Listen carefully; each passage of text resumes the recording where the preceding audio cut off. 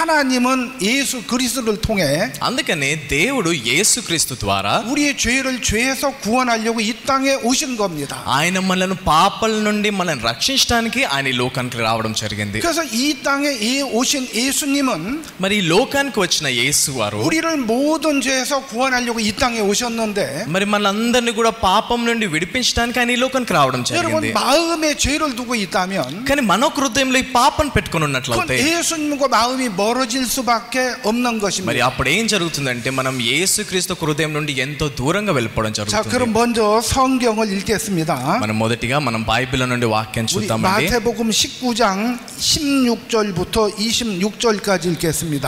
మన మత్తయి సువార్త 19వ అధ్యాయము 16వ వచనం నుండి 26వ వచనం వరకు మనం చదువుకుందాము. మత్తయి సువార్త 19వ అధ్యాయము 16వ వచనం నుండి 26వ వచనం వరకు మనం చదువుకుందామండి. ఇదిగో ఒకడు ఆయన యొద్దకు వచ్చి, బోధకుడా, నిత్య జీవం పొందుటకు నేను ఏ మంచి కార్యము చేయవలనని ఆయనను అడిగాను. అందుకు ఆయన, మంచి కార్యమును గూర్చి నన్ను ఎందుకు అడుగుచున్నావు? మంచివాడొక్కడే. నీవు జీవములో ప్రవేశింపగోరిన ఎడల ఆజ్ఞలను గైకొనమని చెప్పాను. అతడు ఏ ఆజ్ఞలను ఆయన అడుగగా, యేసు, నరహత్య చేయవద్దు, వ్యభిచరింపవద్దు, దొంగిలవద్దు, అబద్ధ సాక్ష్యం పలుకవద్దు, తల్లిదండ్రులను సన్మానింపము, నిన్ను వలే నీ పొరుగువాన్ని ప్రేమింపవలనను అనునవే అని చెప్పాను. అందుకు ఆ యవనుడు, ఇవన్నీ అనుసరించుతూనే ఉన్నాను, ఇకను నాకు కొదువ ఏమని ఆయన్ని అడిగాను. అందుకు యేసు, నీవు పరిపూర్ణుడు వగుటకు కోరిన ఎడల పోయి నీ ఆస్తిని అమ్మి బేదలకిమ్ము, అప్పుడు పరలోకమందు నీకు ధనము కలుగును. నీవు వచ్చి నన్ను వెంబడించమని అతనితో చెప్పాను. అయితే ఆ యవ్వనుడు మిగులు ఆస్తి గలవాడు గనుక ఆ మాట విని వ్యసనపడుచు వెళ్ళిపోయాను. యేసు తన శిష్యులను చూచి, ధనవంతుడు పరలోక రాజ్యంలో ప్రవేశించుట దుర్లభమని మీతో నిశ్చయముగా చెప్పుచున్నాను. ఇదిగాక ధనవంతుడు పరలోక రాజ్యంలో ప్రవేశించుట కంటే సూది వెజ్జములో ఒంటె దూరడు సులభమని మీతో చెప్పుచున్నాను నేను. శిష్యులు ఈ మాట విని మిక్కిలి ఆశ్చర్యపడి, అలాగైతే ఎవడు రక్షణ పొందగలడని అడుగుగా, యేసు వారిని చూచి, ఇది మనుషులకు అసాధ్యమే గాని దేవునికి సమస్తమును సాధ్యమని చెప్పాను. 여러분 성경은 마음의 세계를 이야기해 주고 있습니다. బైబిల్ అనేది హృదయ లోకం గురించి మాట్లాడుతూ ఉందండి. 여러분 이 하나님 말씀 속에 하나님의 마음이 들어 있습니다. దేవుని ఒక వాక్యంలో దేవుని ఒక హృదయం అని దాగి ఉంది. 여러분 이 사람에게는 사람 마음이 있습니다. మనుషులందరికీ కూడా మనుషులకు సంబంధించిన ఒక హృదయం అనేది ఉంటుంది. 여러분 사람 마음과 하나님 마음과 근본이 같습니까? మరి మనుషుల ఒక హృదయము దేవుని ఒక హృదయం ఒకటే విధంగా ఉంటుందండి. 여러분 하나님은 거룩하고 의로우신 분이십니다. చూడండి, దేవుడు పరిశుద్ధుడు, దేవుడు నీతిమంతుడు. 여러분 거룩하다는 건 죄가 없이 깨끗하고 మరి 너무 거룩하신 하나님이신 거예요. మరి పరిశుద్ధంగా ఉండడం అంటే పూర్తిగా పవిత్రంగా ఉండడము, ఎలాంటి పాపం లేని వారు దేవుడు తప్ప ఇంకెవరు కూడా లేరండి. 여러분 사람의 마음은 아담의 후손 이후로 모든 사람이 죄를 범했다고 성경은 말씀해요. బైబిల్లో ఏమని సెలవిస్తా ఉందంటే, ఆదము చేసిన పాపం ద్వారా ఆ ఆదము పాపం నుండి తర్వాత మనుషులందరూ కూడా పాపులుగా అయ్యారని రాయబడింది. 여러분 우리에게 모든 사람이 죄를 범했다고 성경은 말씀하는데, బైబిల్ ఏమని సెలవిస్తా ఉందంటే మనం అందరం కూడా ఎప్పుడో పాపం చేసి ఉన్నామని చెప్తా ఉంది. 여러분 모든 사람이 죄를 범했으면 하나님 마음과 같습니까? మరి మనం అందరం కూడా ఎప్పుడో పాపం చేసి ఉన్నట్లయితే మన హృదయం దేవుని హృదయంతో ఏకమై ఉన్నట్లా అండి. 여러분 사람의 마음은 하나님 마음과 근본이 다른 겁니다. చూడండి, దేవుని ఒక హృదయము మనుషులకు హృదయ స్వభావం అనేది పూర్తిగా వేరుగా ఉంటుంది. 사람이 죄 안 짓고 내가 착하게 살면 되지, ప్రజలందరూ కూడా ఏమనుకుంటారా, నేను మంచిగా జీవించినట్లయితే సరిపోతుంది, 내가 선하게 살면 되지, నేను సరిగ్గా మంచిగా జీవించినట్లయితే సరిపోతుంది. 많은 사람들이 내가 선하게 살 수 있다고 생각을 하는 거예요. చాలా మంది ప్రజలు కూడా ఏమనుకుంటారంటే, నేను మంచిగా నేను జీవించగలుగుతాను అనుకుంటారు. 내가 하나님처럼 살 수 있다고 생각을 하기 때문에 వారందరూ కూడా నేను దేవునిలాగా నేను జీవించగలుగుతానని ఆలోచిస్తూ ఉన్నారు. కాబట్టి 하나님과 마음이 우리 인간이 마음이 멀어질 수밖에 없다는 거예요. మరి ఆ విధంగా జీవించినట్లయితే దేవుని ఒక హృదయము మనుషుల ఒక హృదయము పూర్తిగా దూరంగా వెళ్ళడం 여러분 జరుగుతుంది. 오늘 이 읽은 말씀에 보면 이 16절에 어떤 사람 죽게 와서 선생님이 내가 무슨 선한 일을 하여야 영생을 얻으리까? ఇక్కడ 16వ వచనంలో చూసినట్లయితే ఇదిగో ఒకడు ఆయన యొద్దకు వచ్చి బోధకుడా నిత్య జీవం పొందుటకు నేను ఏమి మంచి కార్యము చేయవలనని ఆయనను అడిగాను. 여러분 선이 있으면 선한 일을 할 수 있을 거예요. చూడండి మంచి ఉన్నట్లయితే మంచి పనులు మనం 근데 చేయగలుగుతాము. 이 사람은 선이 없기 때문에 కానీ ఈ వ్యక్తి దగ్గర మంచి లేదు కాబట్టి 그래도 뭔가 선한 일을 하면은 అందుకనే ఆ ఒక మంచి పని చేయడానికి 내가 죄를 안 짓고 율법을 지키면 నేను పాపం చేయకుండా ధర్మశాస్త్రం అన్నిటి కూడా నేను పాటించినట్లయితే 내가 지금까지는 정말 율법을 지키고 선을 행하지 못했지만 అవును ఇప్పటి వరకు కూడా నేను ధర్మశాస్త్రం పాటిస్తూ నేను నిజంగా పూర్తిగా పాపం నేను బయటికి రాలేకపోయాను. కానీ 내가 선을 행하면 되지 않을까? కానీ నా దగ్గర నుంచి మంచి రాదా? 내가 선을 행하면 영생을 얻지 않을까? నేను ఒకవేళ మంచి చేసినట్లయితే నేను నిత్య జీవితాన్ని పొందుకోలేనా? 여러분 이 영생이라는 건 영원한 생명을 말씀하고 있는 거지요. మరి నిత్య జీవం అంటే నిత్యంగా ఉండే ఒక లోకంలోకి మనం వెళ్ళడం. 여러분 많은 사람들이 늙지 않고 병들지 않고 오래 살려고 합니다. చాలా మంది ప్రజలు కూడా వాళ్ళ అనారోగ్యంగా గురి అవ్వకుండా వాళ్ళకి ఎలాంటి రోగం రాకుండా వాళ్ళు ఎంతో ప్రయాసపడుతూ ఉంటారు. 여러분 사람이 정말 영원한 생명을 살 수 있다면 కానీ నిజంగానే ఒకవేళ మనుషులు నిత్య జీవితాన్ని కొనుక్కోగలిగినట్లయితే 여러분 얼마나 좋겠습니까? ఎంత మంచిగా ఉంటుంది అది. 여러분들이 영원히 살 수 있습니까? మీరు ఈ యొక్క నిత్య జీవితాన్ని పొందుకోగలుగుతారా, కొనగలుగుతారా? 여러분 사람이 영원히 살 수 없는 것은 왜 영원히 살 수 없느냐 하면 ఎందుకని మనం దాన్ని కొనలేము అంటే 여러분 창세기 2장에 보면 하나님은 아담과 하와를 만드실 때 생기를 불어넣어 생명이 됐다고 했어요. మనము ఆదికాండం 2వ అధ్యాయంలో మనం చూసినట్లయితే ఎప్పుడైతే దేవుడు ఆదమ అవ్వను సృజించారో మరి ఆయన యొక్క ఆత్మను ఆయన యొక్క ఊపిరిని వాళ్ళు ఊదడం జరిగింది. 여러분 이때는 죄를 범치 않았어요. మరి ఈ లోకంలో ఎవరు కూడా ఇంకా పాపం చేయలేదు ఆ సమయంలో. 에덴 동산에서 생명의 실과를 먹고 살았어요. మరి ఆ యొక్క ఏదెన్ తోటలో ఉన్న అన్ని ఫలాన్ని తింటూ వాళ్ళు జీవిస్తా ఉన్నారు. 근데 여러분 창세기 3장에 보면 కానీ ఆదికాండం 3వ అధ్యాయంలో చూసినట్లయితే 사단이 아담과 하와의 마음을 유혹해서 선악과를 따먹게 한 거예요. కానీ సాతాను అవ్వ హృదయాన్ని శోధిస్తూ వారు ఒక మంచి చెడుల జ్ఞానమిచ్చు వృక్ష ఫలాన్ని తినే విధంగా చేసింది. 이 선악과를 따먹으면 వారు ఎప్పుడైతే ఒక మంచి చెడుల జ్ఞానమిచ్చు వృక్ష ఫలాన్ని తిన్నారో 너희 눈이 밝고 하나님처럼 돼요. మీరు తిన్నప్పుడు మీ యొక్క కళ్ళు తెరవబడతాయి, మీరు దేవునిలాగా అవుతారు. 여러분 그래서 아담과 하와가 선악과를 따먹고 하나님처럼 됐습니까? మరి చివరిగా ఆదమ ఆ ఫలాన్ని తిని దేవునిలాగా అయ్యారండి? 하나님처럼 의롭게 됐습니까? మరి దేవునిలాగా వారు నీతిమంతులుగా అయ్యారా? 하나님처럼 거룩하게 됐습니까? దేవునిలాగా వాళ్ళు పరిశుద్ధంగా అయ్యారా? 여러분 그들은 무화과에 잎을 엮고 치마를 하며 이 죄를 가리우기 시작을 했습니다. వారు అంజురపు ఆకులతో వాళ్ళ కచ్చడాన్ని తయారు చేసుకొని వాళ్ళ దిగంబర్ని కప్పుకుంటా ఉన్నారు. 그리고 하나님을 두려워하여 떠나게 됐습니다. అందుకని వాళ్ళు దేవునికి ఎంతో భయపడి అక్కడి నుండి వాళ్ళు పారిపోయారు. 이것이 인류 최초의 아담과 하와가 하나님을 떠난 시작입니다. మరి ఇక్కడ నుండి వారు ఆదమవ్వ దేవుని వదిలేసి దూరంగా వెళ్ళిపోవడం అనేది ప్రారంభమైంది. 여러분 이 세상의 모든 사람은 아담 한 사람으로 말미암아 시작이 됐습니다. మరి ఈ లోకం అంతా కూడా ఎక్కడి నుండి ప్రారంభమైందంటే ఆ ఒక్క మనిషి ఆదం నుండి లోకం అంతా కూడా ప్రారంభమైంది. 여러분들이 성경 보면 로마서 5장 12절에 보면 మనము రోమా 5వ అధ్యాయము 12వ వచనం చూసినట్లయితే 이러므로 한 사람으로 말미암아 죄가 세상에 들어오고 ఒక మనిషిని ద్వారా ఒక మనిషిని అవిధేయత ద్వారా ఈ లోకంలోకి పాపం అనేది ప్రవేశించింది. 죄로 말미암아 사망이 왔나니 పాపము ద్వారా మరణము ఈ లోకంలో ఎలాగైతే ప్రవేశించెనో 이와 같이 모든 사람이 죄를 지었으므로 అలాగుననే మనుషులందరూ పాపం చేసినందున 사망이 모든 사람에게 이르렀느니라. మరణము అందరికీ సంప్రాప్తం అయిందని రాయబడింది. 여러분 모든 사람이 사망에 이르는 거예요. అంటే అందరు మనుషులందరూ కూడా యొక్క మరణాన్ని పొందుకోవడం జరిగింది. 사람이 태어나서부터 정말 보면 태어나자마자 죽는 어린아이가 మరి ఎవరైతే పుట్టగానే చనిపోతున్న పిల్లలు, 어떤 사람은 태어나자마자 불구자로 태어나고 మరి కొంతమంది ప్రజలు వాళ్ళు పుట్టడంతో వాళ్ళు అంగవైకల్యంతో 여러분 వాళ్ళు 살다 పుడతారు. 보면 많은 사람들이 죄를 범하게 돼요. మరి వాళ్ళు కొన్ని ఒక సమస్యలను ఎదుర్కొని వాళ్ళు పాపం చేయడం జరుగుతుంది. 정말 보면 사람이 또 살인을 하게 되고 అలానే కొంతమంది ప్రజలు వాళ్ళు నరహత్య చేస్తారు, 정말 간음을 하게 되고 కొంతమంది వ్యభిచారం చేస్తారు, 여러분 암으로 병들어 죽기도 하고 మరి కొంతమంది ఏమో అనారోగ్యంకి గురి అయినట్లు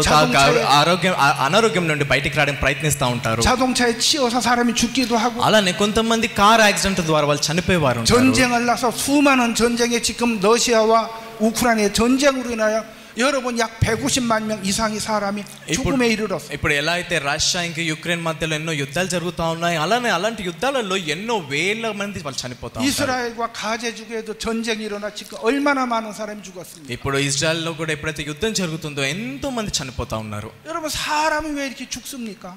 మరి ఎందుకని ఇలా మనుషులు 왜 చనిపోతున్నారండి? 사람이 고통스럽습니까? ఎందుకని మనుషులందరూ ఇంత బాధపడాల్సి 그건 바로 వస్తుంది? 우리 인간이 하나님을 버리고 하나님을 떠나 살아온 결과라는 거예요. ఎందుకంటే దీని ఫలితం అనేది అంటే మనుషులందరూ కూడా దేవుని నుండి చాలా దూరంగా వెళ్ళిపోయారు కాబట్టి దాని ఫలితం అనేది ఈ విధంగా వస్తుంది. 여기 성경에 나타난 어떤 사람은 우리 마태복음은 부자 관원이라고 얘기해요. మరి ఇక్కడ మనం చూసినట్లయితే మత్తయి సువార్తలో ఇక్కడ ఒక వ్యక్తి ఉన్నారు, తను ఎంతో ధనవంతుడని రాయబడి ఉంది. 또 여러분 어떤 성경에 보면 저 부자 청년이라고도 이렇게 나와요. అలానే కొన్ని వచనాల్లో కొన్ని లేఖనాలు మనం చూసినట్లయితే ఒక ధనవంతుడైన యవనస్తుడని రాయబడి 자, ఉంటుంది. 이 사람은 죽게 와서 가로되 선생님이요, 내가 무슨 선한 일을 하여야 영생을 얻으리까? మరి ఈ వ్యక్తి తను దేవుని దగ్గర యేసుక్రీస్తు దగ్గరికి వెళ్ళి చెప్తా ఉన్నాడు, బోధకుడైన నిత్య జీవితానికి పొందుకోవడానికి నేను ఏమి చేయాలి అని 자, అడుగుతున్నాడు. 예수님은 그 사람에게 선한 일을 어찌 내게 묻느냐? మరి నా దగ్గర అంటే నువ్వు నన్ను ఎందుకు అడుగుతున్నావు అని దేవుడు యేసే చెప్తా ఉన్నాడు. 선한 이는 오직 한 분이시니라.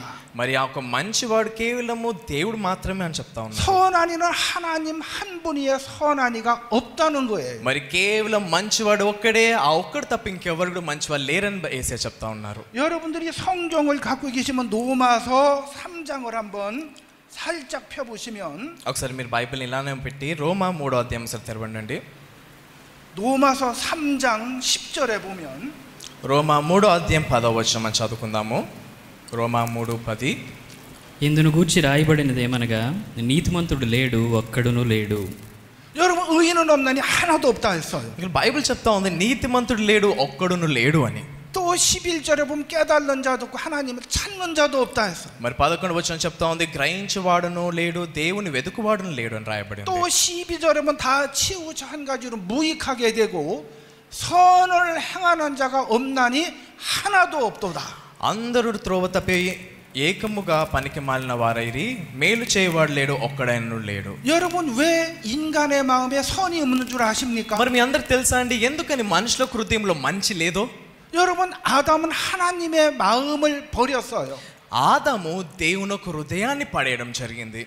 사단이 넣은 욕망을 따라갔어요. సాతాను పెట్టిన ఒక కోరికని వాళ్ళు వెంబడించారు. 사단은 거짓말장이의 아비예요. మరి సాతాను అబద్ధికులకి ఒక తండ్రిగా ఉన్నాడు. 온 천하를 깨고 온 천하를 속이는 자가 마귀예요. మరి సాతాను ఏదైతే సరిగ్గా ఉందో ఆ సరిగ్గాని అబద్ధంగా చూపిస్తూ మోసం చేసేది సాతాను. 여러분 이 마귀는 인간의 마음에 들어왔고 మరి ఈ సాతాను మనుషుల హృదయంలోకి ప్రవేశించాడు. 인간의 마음을 통해서 죄악된 이 사람을 잉태하기 시작을 했습니다. మరి ఈ మనుషుల హృదయంలో నుండి ఆయన పంచడం జరుగుతుంది. 여러분 흑염소는 새까만 흑염소를 낳아요.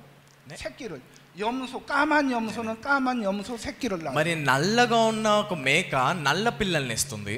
여러분 양은 양 새끼를 낳아요. అలానే ఒక గొర్రె పిల్లల్ని కంటుంది. 여러분 인도 남자와 인도 여자를 사랑해서 만나면 인도 사람이 태어나요. మరి ఒకవేళ ఒక భారత పురుషుడు ఒక భారత స్త్రీ కలిసినట్లయితే ఒక భారతీయుడు పుట్టడం జరుగుతుంది. 한국 사람은 아무리 남자 여자가 만나면 인도 사람 태어나라 하면 안 나요. మరి కొరియా పురుషుడు కొరియా స్త్రీ కలిసినట్లయితే భారతదేశపు బిడ్డ పుడతారా? 왜 그러냐면 종자가 그렇기 때문에. ఎందుకంటే ఆ ఒక విత్తనం అనేది అలాంటిది కాబట్టి. 우리의 얼굴의 모양이나 피부 색깔은 조금씩 달라도 అవును మన ఒక రూపము వేరుగా ఉండొచ్చు, మన చర్మపు రంగు వేరుగా ఉండొచ్చు. 인간의 마음은 다 전 세계 사람이 똑같은 거예요. కానీ మనుషులకు హృదయం ఈ లోకం అంతా కూడా చూసినట్లయితే మనుషులకు హృదయం ఒకటే. 그래서 우리 인간은 근본 선이 없이 죄악된 인간으로 태어났기 때문에 అందుకనే ఈ యొక్క మనుషులకు హృదయంలో ఎలాంటి మంచి లేదు, వాళ్ళ పాపంతో ఈ లోకంలో జన్మించారు 죄악된 కాబట్టి. 인간이 선을 행해서 하늘나라 갈 수가 없단 말이에요. అందుకనే ఈ యొక్క మనుషుల యొక్క మంచి ద్వారా వాళ్ళు పరలోక రాజ్యంలోకి వెళ్ళలేరు. 그래서 로마서 3장 12절에 다 죄로 치우쳤다고 이야기를 하고요. అందుకనే రోమా 3:10వ అధ్యాయంలో చెప్తా ఉంది నీతిమంతులు లేరు ఒక్కడు కూడా లేరు అందరూ పాపం చేశారని చెప్తా 우리 ఉంది. 인간의 선을 행해서 하늘나라 가려면 무익한 자라고 이야기하고 మన ఒక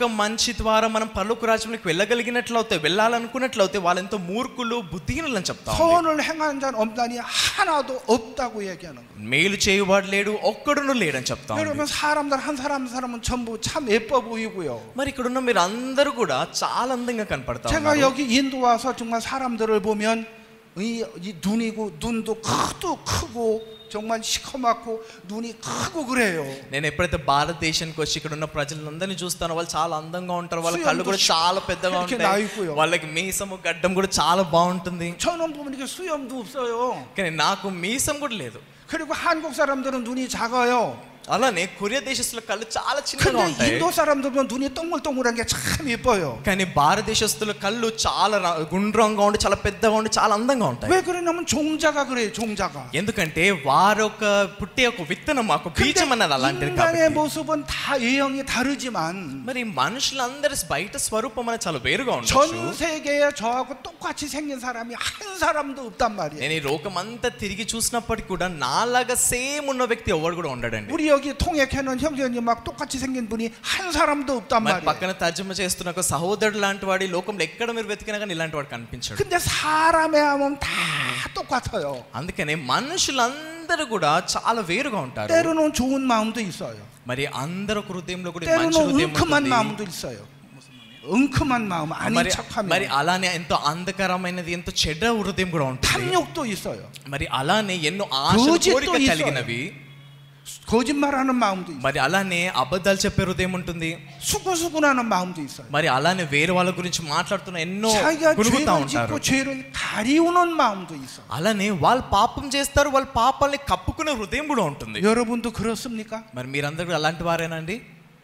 예, 저도 그렇습니다. నేను కూడా అలాంటి వాడిని. 저는 목사지만 నేను పాస్టర్ 이 అయినప్పటికీ 목사 생활 한 40년 가까이 했지만 నేను ఈ యొక్క పాస్టర్ ఒక పరిచర్య నేను 40 సంవత్సరాల నుంచి 저는 చేస్తున్నప్పటికీ 지금도 아직도 때로는 거짓말을 하게 될 때가 있어요. మరి ఇప్పుడు కూడా కొన్నిసార్లు నేను మళ్ళీ అబద్ధాలు చెప్పే సందర్భాలు 지금도 ఉంటాయి. 때로는 화가 날 때가 있어요. మరి అప్పుడప్పుడు నా దగ్గర నుండి కోపం అనేది వస్తుంది. 지금도 때로는 욕을 할 때가 있어요. మరి ఇప్పుడు కూడా కొన్నిసార్లు నేను తిట్టడం జరుగుతుంది. 저는 태어나서 죽을 때까지 이 사실을 바꿔보려고 했어요. మరి నేను చిన్నప్పటి నుండి కూడా ప్రతిసారి నేను దీన్ని మార్చడానికి ఎంతో ప్రయత్నించాను. 제 마음에 선이 있다면 바꿔질 텐데 నిజంగానే నా హృదయంలో మంచి ఉన్నట్లయితే ఇప్పటిలోపు నేను పూర్తిగా 제 మారిపోయేవాడిని. 마음엔 선이 없는 거예요. కానీ నా హృదయంలో ఎలాంటి మంచి లేదు. 근데 여기 어떤 사람이 죽게 와서 선한 선생이여 내가 무엇을 하여야 영생을 얻으리까? కానీ ఇక్కడ ఒక యవనస్తుడు యేసే దగ్గరికి వచ్చి నేను నిత్య జీవితాన్ని పొందుకోవడానికి నేను ఏమి చేయాలని అడుగుతా 예수님은 ఉన్నాడు. 뭐라고 얘기해요? ఇక్కడ యేసు ఏమని సెలవిస్తా ఉన్నాడండి? 예수께서 가라사대 선한 일을 어째 내가 묻느냐? మరి ఆయన ఇక్కడ చూసినట్లయితే ఇక్కడ మంచి ఎవరున్నారు అని అడుగుతా 여러분 ఉన్నారు. 선한 이는 하나님 한 분밖에 없습니다. మరి మంచి వారు ఎవరు కూడా లేరు, దేవుడు తప్ప అని చెప్తా ఉన్నాడు. 여러분 신구약 전체를 다 털어 성경을 다 뒤져봐도 మీరు పాత నిబంధన కొత్త నిబంధన పూర్తి బైబిల్ మొత్తం తిప్పి చూసినప్పటికీ 여러분 선을 행하시는 분은 하나님과 예수님밖에 없는 거예요. మరి ఈ మంచి చేసేవారు దేవుడు ఇంకా యేసుక్రీస్తు తప్ప ఇంకెవ్వరు కూడా లేరండి. 여러분 예수님은 하나님 품속에서 독생하셨다고 요한복음 1장에 말씀하는 거예요. మనం యోహాను సువార్త 1వ అధ్యాయంలో చూసినట్లయితే యేసయ్య ఆయన ఒక తండ్రి నుండి ఆయన దేవుడి నుండి ఆయన రావడం జరిగింది. దేవుని అద్వితీయ కుమారుడు ఈ లోకానికి 그 వచ్చాడు. 하나님의 말씀이 육신이 되어 이 땅에 육신의 모양으로 예수님이 오셨다는 거예요. ఆ దేవుని ఒక వాక్యము శరీరధారిగా ఈ లోకానికి వచ్చింది, అది యేసుక్రీస్తు. 아멘. ఆమేన్ 아멘. ఆమేన్. 여러분 이 땅에 예수님은 말씀을 따라서 이 땅에 오신 거예요. మరి యేసయ్య ఈ యొక్క వాక్యము ద్వారా ఈ లోకంలోకి రావడం జరిగింది. 근데 이 예수님은 이 부자 관원에게 선한 이가 없다. కానీ ఇక్కడ యేసయ్య ఈ ధనవంతుడితో చెప్తా ఉన్నాడు, మంచివాడు లేడు. 네가 선한 일을 해서 영생에 들어가려면 계명을 지켜라. మరి నువ్వు ఒకవేళ నిజంగానే నువ్వు మంచిగా ఉండి నువ్వు నీతిమంతుడిగా పరిశుద్ధంగా అవ్వాలనుకున్నట్లయితే ధర్మశాస్త్రాన్నిటిని పాటించు. 여러분 이 계명은 율법이에요. మరి ఈ యొక్క ధర్మశాస్త్రం ఏదో కాదు కానీ మన ఆజ్ఞలండి. 이 율법은 신명기 5장에 내려왔고 మరి ఈ ఆజ్ఞలు అనేటివి మనం బైబిల్లో చూసినట్లయితే 신명기 28장에도 율법이 있어요.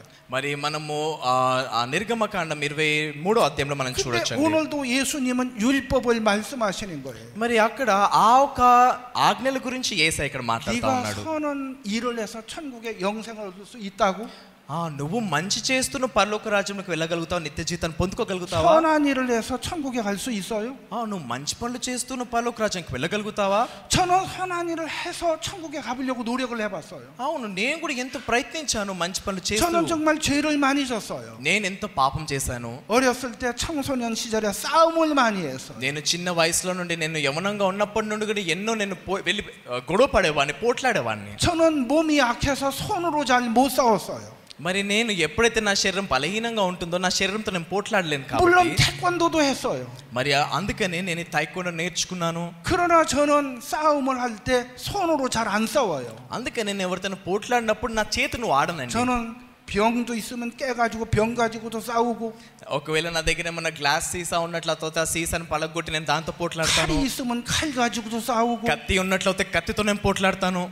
저는 시골에서 가난한 농부의 아들로 태어나 서울에 살았어요. 우리나라의 가장 큰 서울에.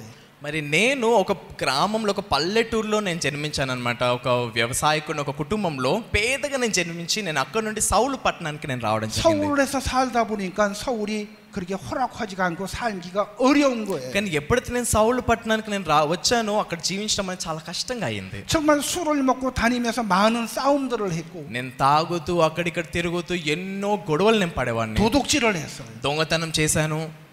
집안에 참 어려운 일이 많고 병들이 많았습니다. మరి మా ఇంట్లో కూడా ఇలాంటి ఎన్నో కష్టమైన పరిస్థితులు ఉన్నాయి. ఎంతో మంది అనారోగ్యానికి గురి అయ్యారు. 그래서 동네 사람의 권위로 제가 성당회를 다녔어요. 천주교 성당회. నేను మరి ఎక్కడికి వెళ్ళాలంటే క్యాథలిక్ సంఘానికి నేను వెళ్ళడం జరిగింది. 그리고 제가 장로교, 감리교회도 20년 동안 다녔어요. నేను ప్రెస్బిటేరియన్ సంఘానికి వెళ్ళాను, మెథడిస్ట్ సంఘానికి వెళ్ళాను. 20 సంవత్సరాల వరకు నేను అలాంటి సంఘానికి నేను వెళ్తూ వచ్చాను. 제가 25년 동안 여러 교회를 전전하며 다니면서 선하게 살아보려고 했고요. ఈ 25 సంవత్సరాల వరకు నేను ఎంతో మంచి జీవించడానికి ఎన్నో సంఘాలకు నేను తిరుగుతూ వెళ్ళాను. 또 율법을 지켜봤어요. అలానే ధర్మశాస్త్రాన్ని ఆజ్ఞలు పాటించాను. 제가 교회 다닐 때 죄짓지 말고 착하게 살아라. నేను సంఘానికి వెళ్తున్నప్పుడు నేను చాలా మంచిగా జీవించాలి, నేను మంచిగా ఉండాలంటూ 율법을 지키고 선하게 살아라. అలానే నేను ధర్మశాస్త్రాన్ని పాటిస్తూ ఎంతో మంచిగా నేను జీవిస్తూ 저는 살아보려고 노력했지만 저는 죄에서 벗어날 수가 없었어요. నేను ఎంతోగానో ప్రయత్నించాను కానీ పాపం నుండి నేను విడుదల పొందుకోలేకపోయాను. 저는 많은 사람들이 옆에서 죽는 걸 봤어요. అలానే నా కంటి ముందే ఎంతో మంది చనిపోవడం నేను చూశాను. 불에 타서 죽는 사람도 봤고 కొంతమంది ఒక మంటలో కాలిపోవడం నేను 자동차 చూశాను. 사고 나서 죽는 사람도 봤고 అలానే కార్ యాక్సిడెంట్ ద్వారా చనిపోవడం నేను చూశాను. 자살해서 죽는 사람도 봤고 కొంతమంది వాళ్ళు ఆత్మహత్య చేసుకున్న వాళ్ళు 우리 చనిపోవడం నేను 둘째 చూశాను. 형님은 자살을 했고 మరి అలానే వేరే వాళ్ళని హత్య చేసి చంపడం 우리 నేను చూశాను. 누님은 자궁암으로 죽었고 మరి అలానే మాకు తెలిసిన ఒక ఆంటీ గారు తను 우리 ఒక క్యాన్సర్ తో చనిపోయింది. 작은 아버지는 농약 먹고 죽었고 మరి అలానే మా ఒక బాబాయ్ ఆయన కూడా అనారోగ్యంతో చనిపోయాడు. 우리 여동생은 우리 저 조카는 물에 빠져 죽었고 అలానే నా అల్లుడు ఆయన నీళ్ళలో పడిపోయి చనిపోయాడు. 죽는 일이 참 많은 거예요. ఇలా మా కుటుంబంలో ఇలా చనిపోయే విషయాలు ఎంతో మంది చనిపోవడం 나도 జరిగింది. 내가 죽으면 어디 가지? మరి నేను ఒకరు చనిపోయినట్లయితే ఎక్కడికి 저는 వెళ్తాను? 그래서 교회를 다녀봤는데 అందుకనే నేను సంఘానికి వెళ్ళడం 교회를 ప్రారంభించాను. 다니면 하나님 일본 죄를 안 지을 거라고 생각을 했어요. నేను అనుకున్నాను సంఘానికి వెళ్ళినట్లయితే ఇంకా పాపం చేయనేమో 근데 అని. 죄를 더 짓게 되는 కానీ 거예요. అయినప్పటికీ కూడా మళ్ళీ పాపం చేస్తున్నాను. 율법을 모를 때는 죄가 뭔지를 몰랐는데 అవును, ధర్మశాస్త్రం నాకు ఎప్పుడైతే తెలియదు అప్పుడు పాపం అంటే ఏంటిదో కూడా నాకు తెలియదు. 여러분 율법은 대표적인 게 10계명이지요. మరి ఆ యొక్క ధర్మశాస్త్రం అన్నిటిని కలిపినట్లయితే మరి 10 ఆజ్ఞలు ఉన్నాయి కదండి. 성경은 하지 마라 하는 법이 248가지나 돼요. కానీ మనం పూర్తిగా బైబిల్లో చూసినట్లయితే మరి 간음하지 말라, ఇది చెయ్యొద్దు అనేవి, 도둑질하지 말라, వ్యభిచారం చెయ్యొద్దు, 이렇게 దొంగతనం 하지 చెయ్యొద్దు, 말라는 게 248가지 법이 있어요. మరి ఇలా ఇది చెయ్యొద్దు అనేది 248 ఆజ్ఞలు ఉన్నాయండి బైబిల్లో. 그리고 하라 하는 법이 కానీ ఇది చెయ్యండి అనే ఆజ్ఞలు 여러분 이 하라는 법이 248가지고 하지 말라는 게 365가지예요. 365. మరి 365 చెప్తా ఉంది ఈ విధంగా చేయండి అని. 그래서 이건 성경 학자들이 성경의 법을 조사한 거예요. మరి బైబిల్లో ఉన్న ఒక నైపుణ్యులు ఎవరైతే ఉంటారో 그게 613가지나 돼요. మరి వాళ్ళందరూ కూడా లెక్క పెట్టినప్పుడు ఎన్ని ఉన్నాయంటే ఆజ్ఞలు 613 ఆజ్ఞలు ఉన్నాయి. 거기서 대표적인 게 10계명이에요. మరి అవన్నిటిని కూడా చిన్నగా చేస్తూ 10 ఆజ్ఞలుగా చేస్తారు. 10 ఆజ్ఞలుగా మనం చూడొచ్చు. 선한 일을 해서 영상을 얻으려고 하는 사람에게 మరి ఇక్కడ ఆ వ్యక్తి ఎవరైతే యేసు దగ్గరికి వచ్చి అడుగుతా ఉన్నాడో నిత్య జీవితాన్ని పొందుకోవడానికి నేను ఏమి మంచి చేయాలి అని 18절 19절을 이야기했어요. మరి ఇక్కడ యేసయ్య 18 19 వచనంలో చెప్తా ఉన్నాడు ఆజ్ఞల 살인하지 గురించి. 말라, నరహత్య చేయవద్దు, 간음하지 말라, వ్యభిచరింపవద్దు, 도적질하지 말라, దొంగిలింగవద్దు, అబద్ధ సాక్ష్యం పలకవద్దు, తల్లిదండ్రులను సన్మానింపుము, 내 이웃을 내 몸처럼 사랑하라. నిన్ను వలే నీ పొరుగువాన్ని ప్రేమించుము. 여러분 저는 제가 어느 날 집회를 갔다 왔는데 మరి ఒకసారి నేను ఇలాంటి ఒక కూడిక ఒక సభకి నేను వెళ్ళేసి వచ్చాను. 이제 집회 강사료를 이렇게 받았어요. 강사료. అయితే నేను ఒక బైబిల్ సెమినార్కి నేను ఒక గెస్ట్ స్పీకర్గా వెళ్ళాను. 근데 우리 아들이 이제 집회를 끝나고 가까운 데서 이렇게 오니까 మరి ఆ ఒక బైబిల్ సెమినార్ అయిపోయిన తర్వాత నా కుమారుడు ఇలా నా దగ్గరకు వస్తా ఉన్నాడు. 아빠 하나 통닭 사줘요. 통닭. నాన్న నాకు చికెన్ కొనిపించు అని అన్నాడు. 아빠 하나 피자도 사줘요. నాన్న నాకు పిజ్జా కొనిపించు అన్నాడు. 아빠 오늘 강사로 다녀오셔서 혹시 강사비 받았잖아요. మరి నాన్న ఈరోజు మీరు అలా మీరు గెస్ట్ స్పీకర్గా వెళ్ళారు కదా, బహుశా మీరు కానుకలు కూడా పొందుకుంటారేమో. 근데 저는 이제 돈이 많지 않아서 사주고 싶은 마음이 없었어요. నా దగ్గర అంత డబ్బులు లేవు కాబట్టి కొనిపించాలన్న హృదయం కూడా లేదు నాకు. 근데 아이들이 아빠 나 치킨 사줘, 치킨 사줘. కానీ మా నాన్న మా కుమారుడు నా దగ్గరికి వచ్చి నాన్న నాకు చికెన్ కొనిపి అని అడుగుతా ఉన్నాడు. 이 아버지는 아이들의 마음이 약해요.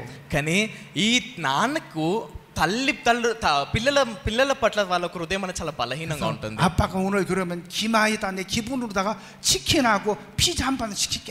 మరి అప్పుడు నేను వాళ్ళని తీసుకొని సరే ఈ రోజు నీకు చికెన్ ఇంకా అలానే పిజ్జా రెండు కూడా ఆర్డర్ చేస్తాను. 저는 우리 아이들을 사랑해서 치킨하고 피자를 시켰어요. మరి ఆ విధంగా పిల్లల్ని పిలిచి ఇంకా చికెన్ ఇంకా పిజ్జా అన్నిటిని కూడా ఆర్డర్ చేశాను. 이웃도 피자를 먹고 싶어하고 치킨을 먹고 싶어하는 사람들이 있을 거예요. మరి పక్కనున్న పొరుగు వాళ్ళందరూ కూడా చికెన్ ఇంకా పిజ్జా కూడా తినాలనుకునే వాళ్ళు చాలా మంది ఉంటారు. 여러분 내 이웃을 내 몸처럼 사랑할 수 있습니까? మరి నిన్ను వలె నీ పొరుగు అని ప్రేమించగలుగుతామండి? 여러분들은 다 할 수 있을지 몰라요. నాకు తెలియదు మీరు అందరు చేస్తారో లేదో, కానీ 여러분 한국에 어떤 사람이 암이 걸리면 మరి ఒకవేళ కొరియా దేశంలో ఎవరికైనా క్యాన్సర్ వచ్చినట్లయితే 큰 수술을 받기 위해서 돈을 몇 억씩 쓰고요.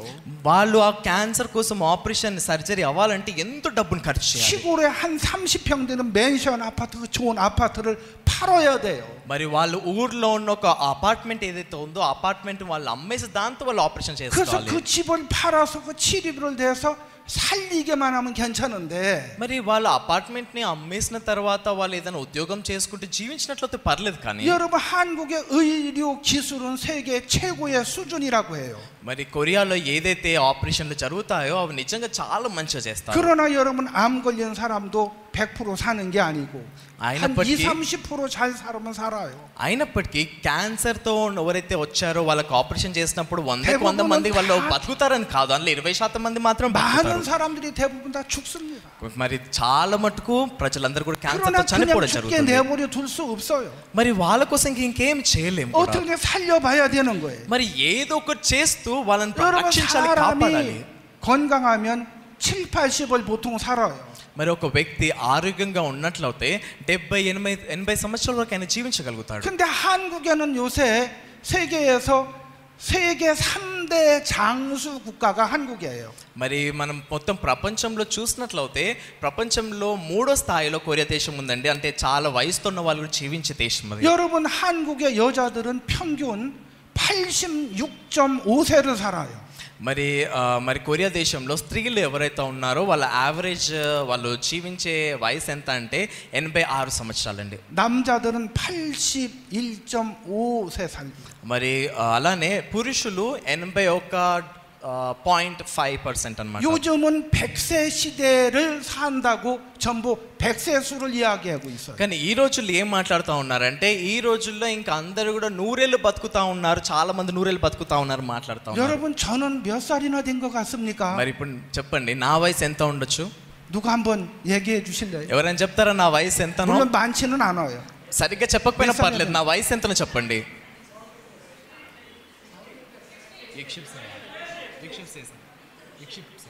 60세? 네. 60세. 아이고, 박수 한번 쳐주세요. కరెక్ట్ చెప్పారు, చప్పట్లు కొట్టండి ఒకసారి. 에이, 박수가 시원찮네요. ఒకసారి అందరు గట్టి చప్పట్లు కొట్టాలి. 예. 저는 올해 한국 나이로 72살이에요. ఈ సంవత్సరము కొరియా వయసులో చూసినట్లయితే నాకు 72 సంవత్సరాలండి. 여러분, 한국에는 보통 100세 시대를 살고 있어요. మరి కొరియా దేశంలో దాదాపు అందరూ కూడా 100 ఏళ్ల వయసు జీవిస్తూ ఉన్నారు. 여러분들이 죽지 않고 영원히 사는 길은 뭔가? 네? 죽지 않고 영원히 사는 길은 뭔가? మరి చనిపోకుండా నిత్యంగా జీవించే మార్గం ఏమి ఉండొచ్చు? 여러분, 성경은 우리가 인간이 노력하고 건강하게 좋은 식품을 먹고 운동을 해서 아무리 살아도 여러분 100세 이상 별로 사는 사람이 많지 않아요. మరి మనం చూసినట్లయితే మనుషులు ఎంత కష్టపడి వాళ్ళ అనారోగ్యం బయటికి వచ్చి ఎన్ని ప్రయాసపడి జీవించినప్పటికీ కూడా 100 ఏళ్ల వయసు కంటే ఎక్కువ జీవించే మంది ఎవరు కూడా ఉండారండి. 성경은 7, 80이라고 얘기해요, 시편에. మరి మనము కీర్తనలో మనం చూసినట్లయితే 70 సంవత్సరాలని బైబిల్ చెప్తా ఉంది. 그러나 많은 사람들이 돈이 있으면 건강하고 오래 살려고 하는 거예요. కానీ చాలా మంది ప్రజలకి వాళ్ళ దగ్గర డబ్బులు బాగా ఉన్నప్పుడు వాళ్ళు చాలా ఆరోగ్యంగా ఎన్నో రోజులు ఇంకా జీవించవచ్చు. 여러분, 많은 사람들이 대통령이 되고, కొంతమంది ఏమో చాలా మంది వాళ్ళు అధ్యక్షులుగా అవుతా ఉన్నారు. 여러분, 재벌 그룹이 돼도, 재벌 그룹이 돼도, మరి అలానే 돈이 వాళ్ళు 많은 재벌 그룹이 돼도, వాళ్ళు ఎంతో డబ్బులు ఉండి వాళ్ళు ఎన్నో పెద్ద పెద్ద గ్రూపులు తయారు చేసుకుంటారు. 여러분, 돈 가지고 오래 못 살아요. మరి కానీ ఈ డబ్బులతో మనం ఇంకా ఎక్కువ రోజులు మనం జీవించలేము. 오래 못 살아요. అయినప్పటికీ మనం చాలా మంచి ఆరోగ్యంతో ఉన్నట్లయితే ఎక్కువ కాలం మనం జీవించలేము. 1960년대 중반에 70년대 후반까지 박정희 대통령이라는 한국의 대통령이 있었어요. మరి కొరియా దేశంలో ఒక అధ్యక్షులు ఉన్నారు అప్పట్లో. 이 대통령은 정말 국민을 사랑했던 사람이고요. మరి తను నిజంగా ఎంతో సరిగ్గా తను జీవించాడు. 정말 정부를 개혁을 해서 굉장히 발전하는 그런 정말 훌륭한 대통령이었어요. మరి కొరియా దేశం అనేది ఇంత అభివృద్ధి అవ్వడానికి తను కూడా ఒక కారణము. 그런데 여러분, 어느 날 우리나라 저 광복절 행사에 그 대통령 영부인이 총에 맞아 죽었어요. కానీ ఒక రోజు ఒక పెద్ద ప్రోగ్రాం జరుగుతున్నప్పుడు ఆ అధ్యక్షుల్ని ఎవరో గన్తో కాల్చడం ద్వారా తను చనిపోయాడు. 그리고 대통령이 자기 경호원 측근에게 저 총탄에 맞아 죽었어요. కానీ ఎప్పుడైతే అలా ఆయనని గన్నుతో ఆయన కాల్చేశారో, 여러분, 왜 그렇습니까? 왜 그렇습니까? 왜 죽었습니까? ఎందుకు ఆయన చనిపోయి ఉండొచ్చు? 여러분, 대통령이라도 자기 아내를 못 지키는 거예요. ఆయన తన ఒక సొంత భార్యను కూడా ఆయన కాపాడలేకపోయాడు. 대통령이 자기 생명을 못 지키는 거예요. మరి ఆ అధ్యక్షుడు అయినప్పటికీ కూడా ఆయన ఒక సొంత జీవితాన్ని ఆయన కాపాడుకోలేడు. 근데 어떻게 여러분 영원한 생명을 삽니까? మరి ఏ విధంగా మనం ఆ నిత్య జీవితాన్ని పొందుకోగలుగుతామండి? 여기 영원한 생명을 살려면 너 이 계명들을 지켜라. నువ్వు నిజంగా నా నిత్య జీవితాన్ని పొందుకోవాలనుకున్నట్లయితే ఈ ఆజ్ఞలన్నిటిని కూడా నువ్వు పాటించు. 근데 이 청년이 가로되 20절에 이 모든 것을 내가 지켜 싸우니 아직도 내가 무엇이 부족하리이까? కానీ ఆ యేసయ్య చెప్పిన తర్వాత 20వ వచనంలో మీరు చూసినట్లయితే అందుకు ఆ యవనస్తుడు ఇవన్నీ అనుసరించుచునే ఉన్నాను. 사람 지금 뭐라고 지켰다고 해요. మరి ఇక్కడ యవనస్తుడు ఏం చెప్తున్నారు? ఇవన్నీ నేను ఎప్పుడు అనుసరించి ఉన్నాను. 뭐라고? 네가 지켰어?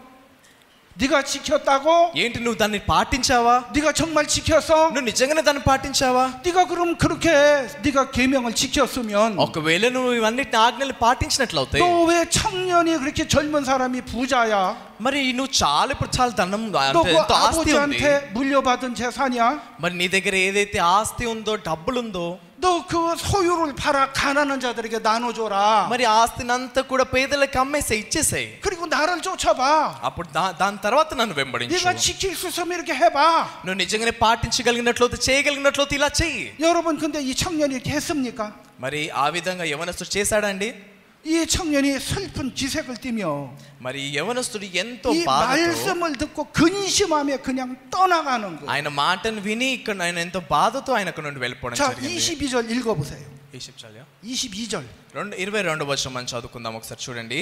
అయితే ఆ యవనస్తుడు మిగుల ఆస్తి గలవాడు కనుక ఆ మాట విని వ్యసనపడుచు వెళ్ళిపోయాను. 여러분, 이 청년이 할 수가 없었어요. 청년이 이것을 팔아서 가난한 자에게 줄 수가 없었단 말입니다. ఈ యవనస్తుడు ఆయన దగ్గర ఉన్న ఆస్తి అంతా కూడా పేదవాళ్ళకి ఇవ్వలేకపోయాడు. 여러분 이 일을 할 수 있는 사람이 누가 있겠습니까? మరి ఇలా చేసేవారు ఎవరుంటారండి? 여러분 우리가 이렇게 팔아서 이거 가난한 자에게 줄 수 있다면 నిజంగానే నా దగ్గర ఉన్న ఆస్తి అంతస్తులు అన్ని కూడా నేను పేదవాళ్ళకి 그것은 ఇచ్చేసినట్లయితే 한 가지 계명은 할 수 있을지 몰라요. అవును, ఇవన్నిట్లో మీరు ఒక్కసారి 그러나 పాటిస్తారేమో కానీ 예수님은 분명히 말씀했어요. కానీ ఇక్కడ చాలా స్పష్టంగా బైబిల్ చెప్తా ఉంది. 23절에 제자들 이르시 내가 진실로 내게 이루 부자는 천국에 들어가기 어려우니라. మరి 23వ వచనం చూడండి. యేసు తన శిష్యులను చూచి ధనవంతుడు పరలోక రాజ్యంలో ప్రవేశించుట దుర్లభమని మీతో నిశ్చయముగా చెప్పుచున్నాను. 24절에 다시 너희에게 말해 약대가 바늘기로 들어가는 것이 부자가 하나님에 들어가기에 쉬우니라 하신대. 24వ వచనము, ఇది కాక ధనవంతుడు పరలోక రాజ్యంలో ప్రవేశించుట కంటే సూది బెజ్జంలో ఒంటె దూరుట సులభమని మీతో చెప్పుచున్నాను. 자, 우리 같이 이야기 좀 해봅시다. ఒకసారి మనం అందరం కూడా దీని గురించి మాట్లాడుకుందాము. 여러분 약대는 낙타를 이야기해요. మరి ఇక్కడ యేసయ్య ఒక ఒంటె గురించి చెప్తా ఉన్నాడు. 여러분 낙타가 바늘기로 들어갈 수 있습니까? మరి ఒక ఒంట అనేది సూది బెజ్జంలో 혹시 ప్రవేశించగలుగుతుందా? 들어갈 수 있나요? ఒకవేళ ప్రవేశించే అవకాశం ఉంటుందా? 어떤 방법으로요? ఏంటి ఆ మార్గము? ఒకవేళ 여러분, ప్రవేశించినట్లయితే దాని మార్గం ఏమై ఉండొచ్చు? 저는 어떤 목사님이 전철을 타고 가는데 지하철을 타고 가는데 어떤 목사님이 권사님 집사님들하고 이야기하는 이야기를 들었어요.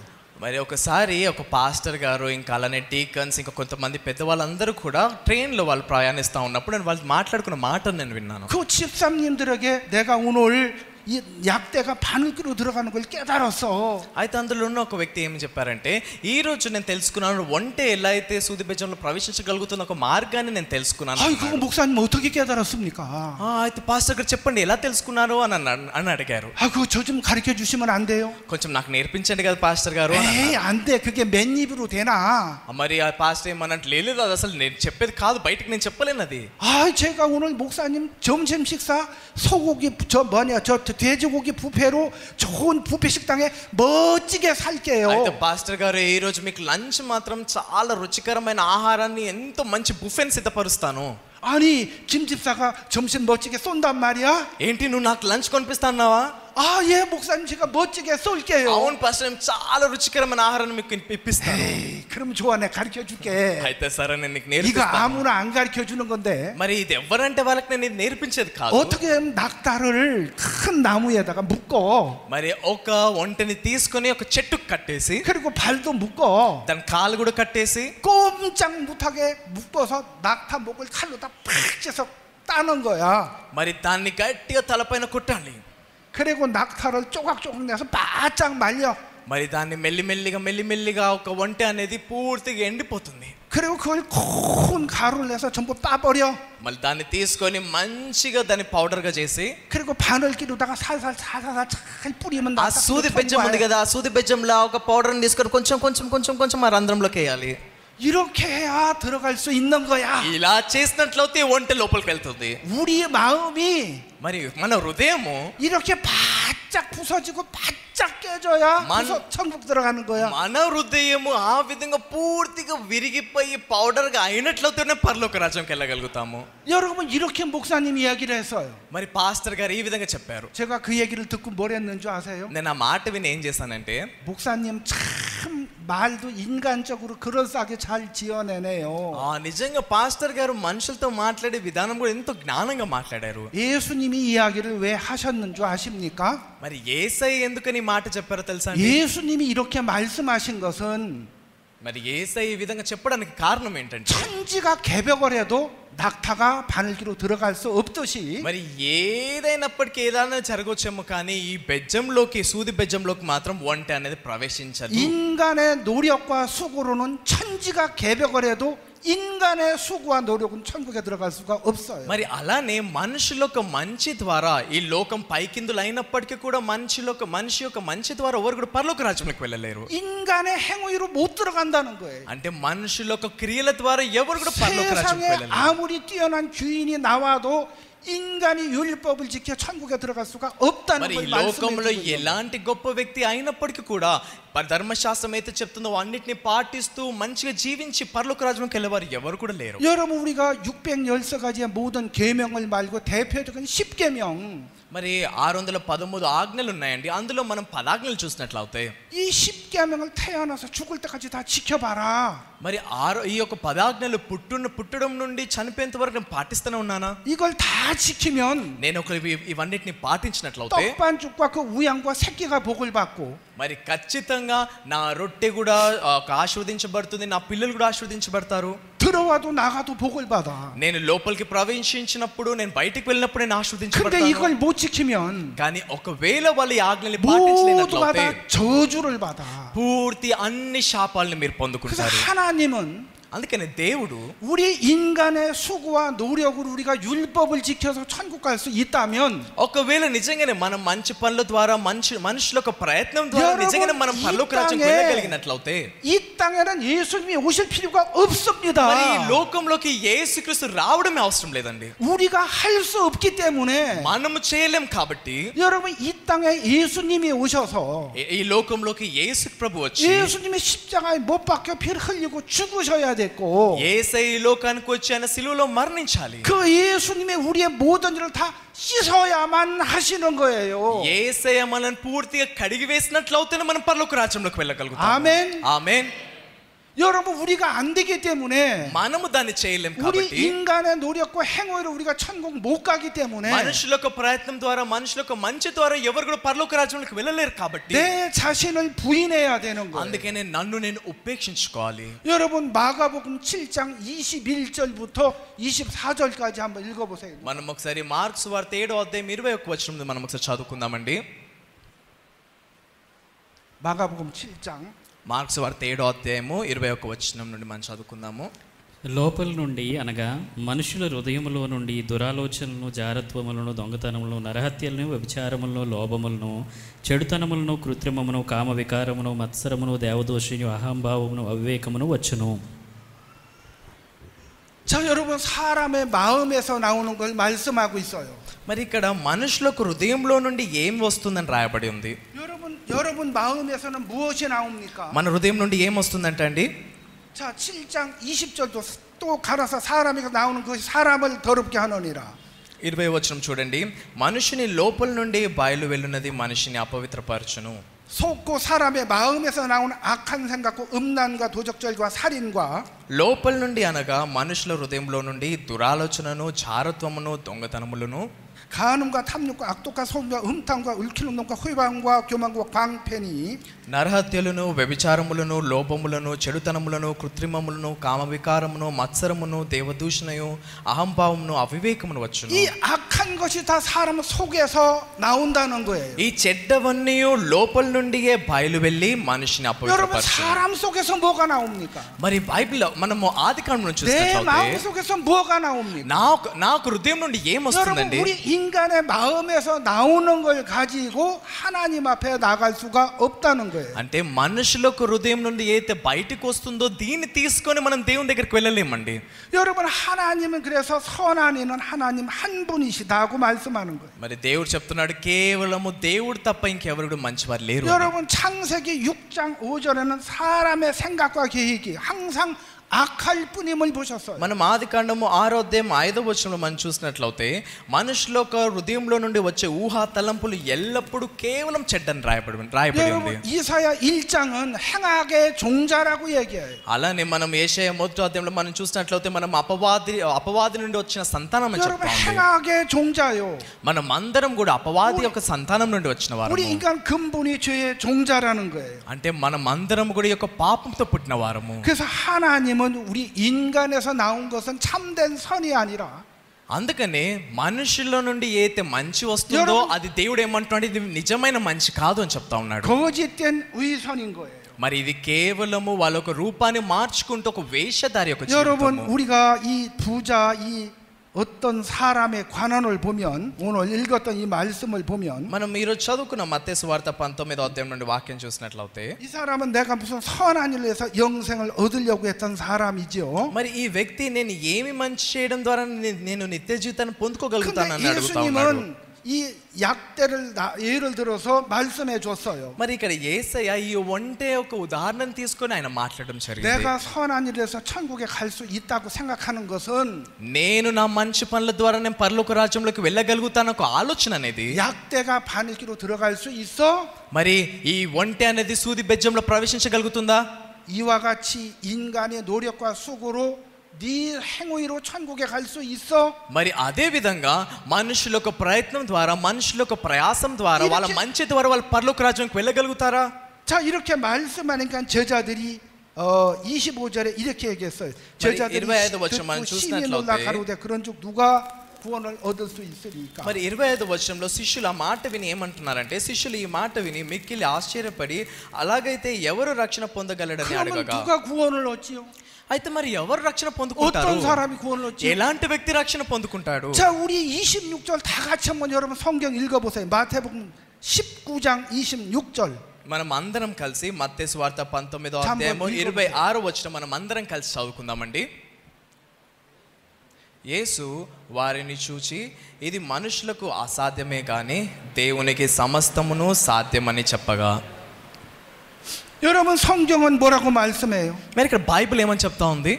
저희를 보시며 말씀하시되 మరి యేసయ్య వారిని చూచి 사람으로서는 할 수 없으되 ఇది మనుషులకు అసాధ్యమే కానీ 하나님으로서는 다 하실 수 있느니라. దేవునికి సమస్తమును సాధ్యమని 여러분 오늘 저녁에 가장 중요한 거는 మరి ఈ రోజు సాయంత్రము చాలా ప్రాముఖ్యమైన విషయం 내 ఏంటంటే 노력으로 할 수 없다. నా ప్రయాసం ద్వారా నా ఒక ప్రయత్నం ద్వారా ఇది 내가 అసాధ్యమైంది. 열심히 율법을 지켜서 천국 갈 수 없다. నేను ప్రయాసపడి ఆజ్ఞలన్నిటిని ధర్మశాస్త్రాన్నిటిని పాటించడం నేను పరలోక రాజ్యానికి వెళ్ళలేను. 나는 내가 아무리 선하게 노력을 해도 나는 내 노력으로 천국 갈 수 없는 사람. నాలో ఎంత మంచి ఉన్నప్పటికీ కూడా నేను ఎంత ప్రయాసపడినప్పటికీ ఎంత ప్రయత్నించినప్పటికీ నా ప్రయత్నం ద్వారా నేను పరలోక రాజ్యంలోకి వెళ్ళలేను. 하나님 나는 거짓된 사람입니다. ఆ దేవా నేను నిజంగా ఒక అబద్ధికుణ్ణి. 하나님 나는 죄인입니다. దేవా నేను నిజంగా ఒక పాపిని. 하나님 나는 율법을 지켜 선을 행할 수가 없습니다. దేవా నేను ఈ ధర్మశాస్త్రాన్ని పాటించి నేను మంచి చేయలేను. 하나님 이런 나를 불쌍히 여겨 주십시오. దేవా ఇలాంటి వాడిపైన నాపైన నీ యొక్క కనికరాన్ని చూయించు. 여러분 하나님은 이런 사람을 구원하러 오신 겁니다. మరి దేవుడు ఇలాంటి వ్యక్తులని రక్షించడానికి లోకంకి రావడం జరిగింది. 여러분들도 정말 하나님 앞에 죄에서 구원을 받고 싶습니까? మరి మీరందరూ మరి దేవుడు మీ అందరు మంచిని దేవుడు అంగీకరిస్తారా అండి?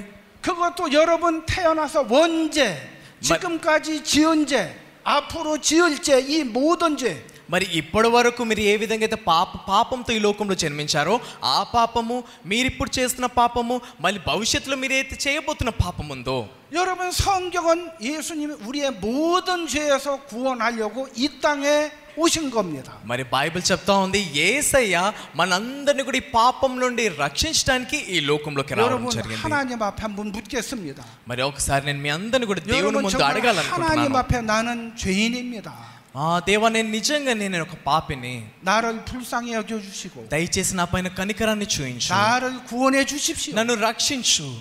여러분 가운데 이런 분이 계시면 다 같이 눈을 감고 మరి మీలో ఎవరైనా ఇలాంటి వారు ఉన్నట్లయితే మీరు 자, అందరూ 다 కళ్ళు 같이 మూసుకొని 눈을 감겠습니다. అందరూ కూడా కళ్ళు మూసుకుందాం ఇప్పుడు. 자, 하나님 아버지 పరలోకమున 정말 저를 తండ్రి 불쌍히 여겨 주시고 దేవా నా పైన కనికరాన్ని చూయించు. 하나님이 죄에서 구원해 주십시오. దేవా ఈ పాపం నుండి నన్ను రక్షించు. 나는 내가 선을 행해서 영생에 들어갈 수가 없습니다. దేవా నా మంచి ద్వారా నేను నిత్య జీవితాన్ని పొందుకోలేను. 하나님 정말 오늘 저녁에 내가 하나님 앞에 손을 들고 일어선다면 దేవా నేను నిజంగా ఈ రోజు సాయంత్రం నేను నీ ముందు నిల్చున్నట్లయితే 하나님 저를 구원해 주실 줄을 믿습니다. దేవా నేను నిజంగా నేను నమ్ముతా ఉన్నాను మీరు నన్ను రక్షిస్తారని. 이런 마음으로 여러분 죄에서 구원을 받고 싶은 분은 조용히 오른쪽 손을 들어주시기 바랍니다. మరి నిజంగా ఇలాంటి హృదయం కలిగి ఉండి నేను ఈ రక్షణను పొందుకోవాలనుకుంటున్నాను అనుకున్న వారు మీ యొక్క కుడి చేతును పైకి లేపండి. 여러분 그런 손 들어 주시기 바랍니다. మీరు అందరూ మీ కుడి చేతును పైకి లేపండి. 하나님 앞에 높이 손 들어 주세요. మీరు అందరూ కూడా దేవుని ముందు 하나님은 నిల్చొని మీ 여러분을 చేతులు 보십니다. మీ చేతులు పైకెత్తండి. దేవుడు మీ అందరిని చూస్తా ఉన్నాడండి. 감사합니다. దేవా నీకెంతో కృతజ్ఞత. 오늘 이 손든 심령들에게 దేవా ఈ రోజు ఇక్కడ ఉన్న ఒక 하나님 సభ్యులందరూ 바로 오늘 저녁 이 저녁에 మరి వాళ్ళందరూ పాపల నుండి 이분들에게 구원의 역사를 일으켜 주십시오. మరి దేవా దయచేసి ఈ యొక్క రక్షణ ఒక కార్యాన్ని దయచేయండి. 내가 내 죄에서 벗어날 수 없지만 దేవా నేను నా పాపాల నుండి నేను బయటికి రాలేను, కానీ 하나님은 저를 이 죄에서 구원해 주실 수 있습니다. కానీ దేవా నువ్వు నన్ను ఈ పాపం నుండి నువ్వు నన్ను రక్షించగలుగుతావు. 여러분 감사합니다. మీ అందరు కూడా 여러분 కృతజ్ఞతలండి. 하나님의 손들 심령들 다시 한번 높이 손 들어 주세요. మరి మీరందరూ కూడా మీ దేవుని ముందు 자, మీ 다시 చేతులు 한번 높이 손 들어주세요. పైకెత్తండి, పైకి 예. చేతులు ఎత్తండి. 여러분들 구원해 주실 줄 믿습니다. నేను నిజంగా నమ్ముతా ఉన్నాను, దేవుడు ఇలా మీరందరినీ కూడా రక్షిస్తాడండి. 예, 감사합니다. కృతజ్ఞతలు. 자, 여러분 그럼 어떻게 하나님이 구원하시? 사람으로 살 수 없다고 그랬죠. 손 내리세요.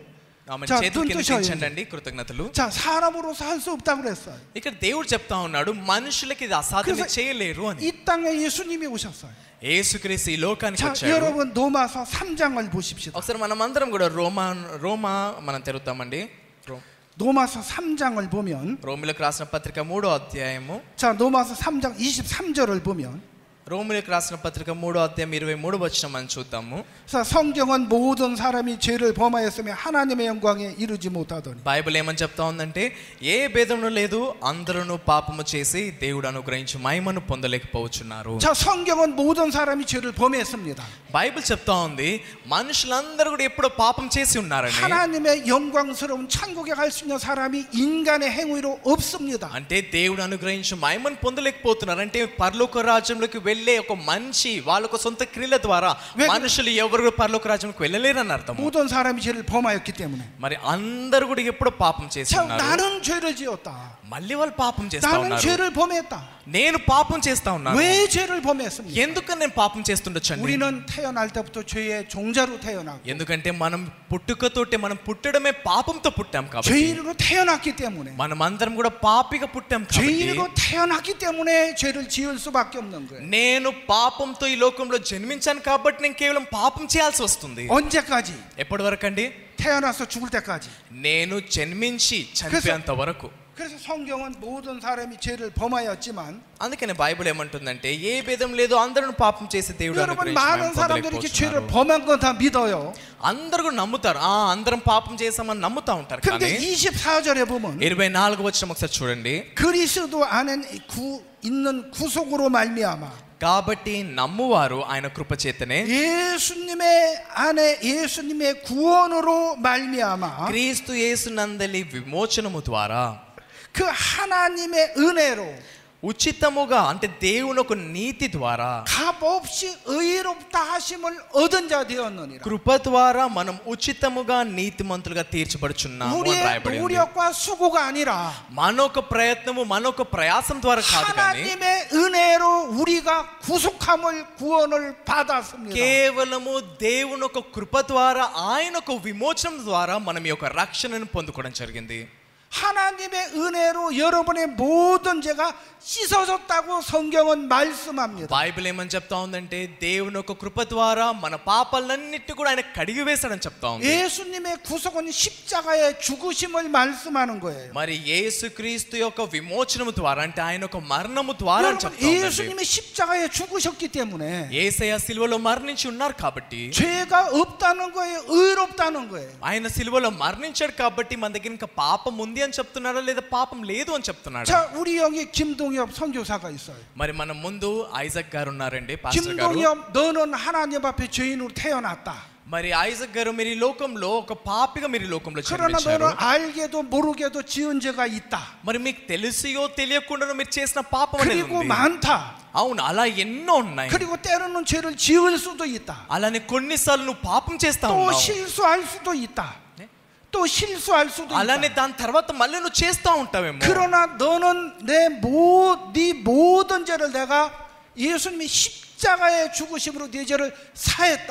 కానీ నీ పాపం అంతా కూడా యేసయ్య సిలువలో మరణించడం ద్వారా ఆయన మన పాపాలన్నిటిని కూడా క్షమించి వేయడం జరిగింది. 십자가의 피로 네 모든 죄를 씻었다고 말씀하는 거예요. మరి బైబిల్ ఏమని చెప్తా ఉందంటే యేసయ్య సిలువలో మన పాపాలన్నిటిని కూడా కడిగి వేశాడని చెప్తా 이와 ఉంది. 같이 여러분도 예수님 앞에 모든 죄를 지었습니다. మరి మీరందరూ కూడా 모든 사람이 죄를 지었습니다. అందరూ కూడా పాపం చేశారు. 여러분 십계명 율법을 어기며 죄인이었습니다. మీరు అందరూ కూడా ఈ యొక్క ఆజ్ఞల్ని మీరు పాపులుగా అయ్యారు. 그래서 우리는 죄를 씻어보려고 노력을 했고 죄 씻어보려고 기도했습니다. మనం అందరం కూడా ఈ పాపాలు కడుక్కోవడానికి ఎంతో కష్టపడుతూ ప్రయత్నిస్తూ 회개하고 ప్రార్థిస్తా 뉘우치며 ఉన్నాము. 기도해봤습니다.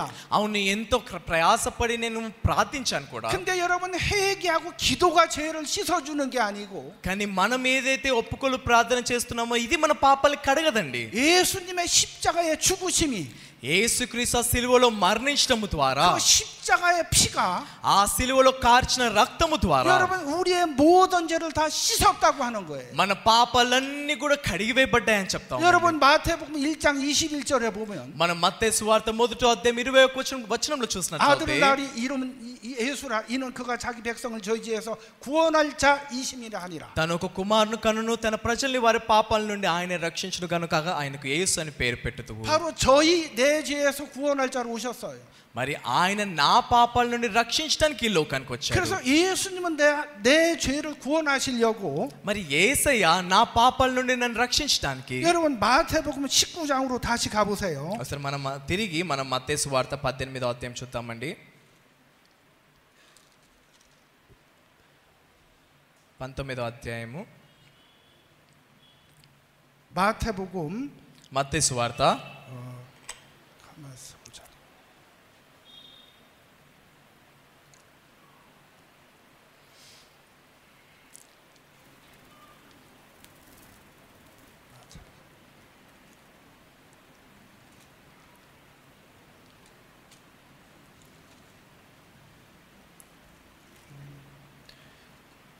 요한복음 19장으로 갈게요. 요한복음 19장.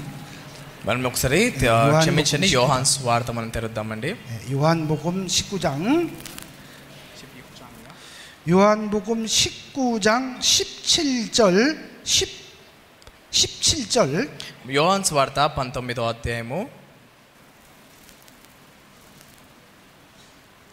자, 저희가 예수를 17 십자가에 못 말씀만 박을 때 아니, 그건 19장 30절을 저기 올렸네요. 19장 17절을 먼저 읽을게요. 17절 읽으세요 그냥. మనం ఒకసారి యోహాను సువార్త 19వ అధ్యాయం 17వ మనం చదువుకుందాము. 저희가 예수를 맡으면 예수께서 자기의 십자가를 지시고 వారు యేసుని తీసుకొని పోయి ఆయన తన సిలువను మోసుకొని కాపల స్థలమును చోటికి వెళ్ళాను. 예수님은 죄가 없는데 왜 십자가를 지셨지요? మరి యేసయ్యలో ఇలాంటి పాపం లేదు, ఎందుకని ఆయనకు సిలువను మోపిస్తా ఉన్నారండి? 예수님은 십자가를 짊어지시고 యేసయ్య ఆ సిలువను మోసుకొని 19장 30절 మరి 30వ చూడండి. 자, 28절을 먼저 읽을게요. 28절. మొదటిగా మనం 20 이후에 예수께서 모든 일이 이미 이룬 줄 아시고 మరి 28వ మనం చూద్దామని మొదటిగా అటు తర్వాత సమస్తమును అప్పటికి సమాప్తమైనదని యేసు ఎరిగి. 자, 예수님이 하신 일이 무슨 일이에요? మరి యేసయ్య చేస్తున్న ఒక కార్యం ఏంటండి? 우리를 죄에서 구원하실 일이에요. ఆయన మనల్ని పాపం నుండి రక్షించే 그래서 పని. 예수님 이 세상 죄를 짊어지시고 యేసయ్య లోక పాపాన్నంతా కూడా ఆయన మోసుకొని 자, 십자가로 가셨어요. ఆయన సిలువలోకి వెళ్ళి 십자가에 가서 19장 30절에 보면 మరి 19వ అధ్యాయం 30వ మనం చూద్దామండి. యేసు ఆ చిరక పుచ్చుకొని సమాప్తమైనదని చెప్పి తన తల వంచి ఆత్మను అప్పగించెను. 자, 예수께서 침포도주를 받으신 후 가라사대 다 이루었다 하시고 머리를 숙이시고 영원히 돌아가시니라. ఇక్కడ చూసినట్లయితే యేసు ఆ చిరక పుచ్చుకొని సమాప్తమైనదని చెప్పి తన ఆత్మను అప్పగించినని రాయబడి ఉంది. 예수님은 뭐라고 말씀하세요? మరి యేసు ఏమని చెప్తా ఉన్నారండి? 여러분의 죄를 예수님 남겼습니까? 다 이루셨습니까? మీ పాపాలన్నీ కూడా ఇంకా నేను అలానే మిగిలి ఉంచానని చెప్తా ఉన్నాడా, లేదా అన్ని కూడా సమాప్తమయ్యాయని చెప్తా ఉన్నాడా? 자, 예수님은 여러분의 죄를 다 씻었습니까? 안 씻었습니까? మరి మీ పాపాలు యేసయ్య అన్నిటిని కడిగి వేశాడా లేదా ఇంకా కడిగి వేయలేదా? 다 이루셨습니다. సమాప్తమైందని చెప్తా ఉన్నాడు. 다 씻었습니다. అన్ని కూడా కడిగివేయబడ్డాయని చెప్తా ఉన్నాడు. 다 이루었다고 하는 것은 మరి సమాప్తమైంది అని అంటే అర్థం ఏంటంటే 예수님이 행하실 일은 యేసయ్య చేసిన ఒక కార్యము పని ఏదైతే ఉందో 우리의 죄에서 구원하시는 일인 거예요. మీరు మిమ్మల్ని పాపం నుండి రక్షించే పని, 우리를 죄에서 구원하시려고 మిమ్మల్ని పాపం నుండి రక్షించే పని, 십자가에 못 박혀서 ఆయన సిలువలో ఆయన 그 సిలువలో 십자가의 వేలాడి 피가 ఆ సిలువలో కార్చిన రక్తం 우리의 ద్వారా 모든 죄를 다 씻었다는 మీ 겁니다. పాపాలన్నీ కూడా కడిగివేయబడ్డాయని చెప్తున్నాడు. ఆమేన్. 예수님이 여러분의 죄를 다 씻었습니다. యేసయ్య మీ పాపాలన్నిటిని కూడా కడిగివేశాడు. 예수님은 여러분의 모든 죄를 다 씻었다는 거예요. యేసయ్య మీ పాపాలన్నిటిని కూడా కడిగివేశాను అంటున్నాడు. 다라고 하는 건 원죄, 지금까지 지은 죄, 앞으로 살아가면서 지을 죄까지. అన్ని అంటే అర్థం ఏంటంటే మీరు అంటే మీరు ఎప్పుడో చేసిన పాపము, ప్రస్తుతం చేస్తున్న పాపము, అలానే మీరు భవిష్యత్తులో చేసిన సమస్త పాపాన్ని, 여러분 이것을 모든 죄라고 하는 거예요. మరి ఇదంతా కలిపి సమస్త పాపం 성경은 అంటారండి. 모든 죄를 다 이루었다고 하는 거예요. మరి బైబిల్ చెప్తా ఉంది మీ పాపాలన్నీ కూడా సమాప్తమయ్యాయి అని. 우리가 태어날 때 원죄, మనం పుట్టుకతో ఏదైతే పాపంతో పుట్టామో, 우리가 살아오면서 지금까지 지은 죄, ఆ పాపము, అలానే ఇప్పుడు మనుషులుగా మనం జీవిస్తూ చేస్తున్న పాపము, 우리가 또 실수도 하고 연약하기 때문에 앞으로 또 지을 죄가 있어요. అలానే మనం భవిష్యత్తులో మనం ఎంతో బలహీనంగా ఉన్నాం కాబట్టి మళ్ళీ మనం పాపం చేసే ఉంటాం. 여러분 성경은 앞으로 우리가 지을 죄까지 예수님은 다 사해 놓으셨다는 거예요. మరి బైబిల్ చెప్తా ఉంది మీరు భవిష్యత్తులో ముందు చేసే పాపాలన్నిటిని కూడా యేసయ్య కడిగి వేశాడు, క్షమించి వేశాడని. 자, 여러분 믿습니까? మరి మీరు దాన్ని నమ్ముతున్నారండి? 아멘. ఆమేన్. 아멘. ఆమేన్.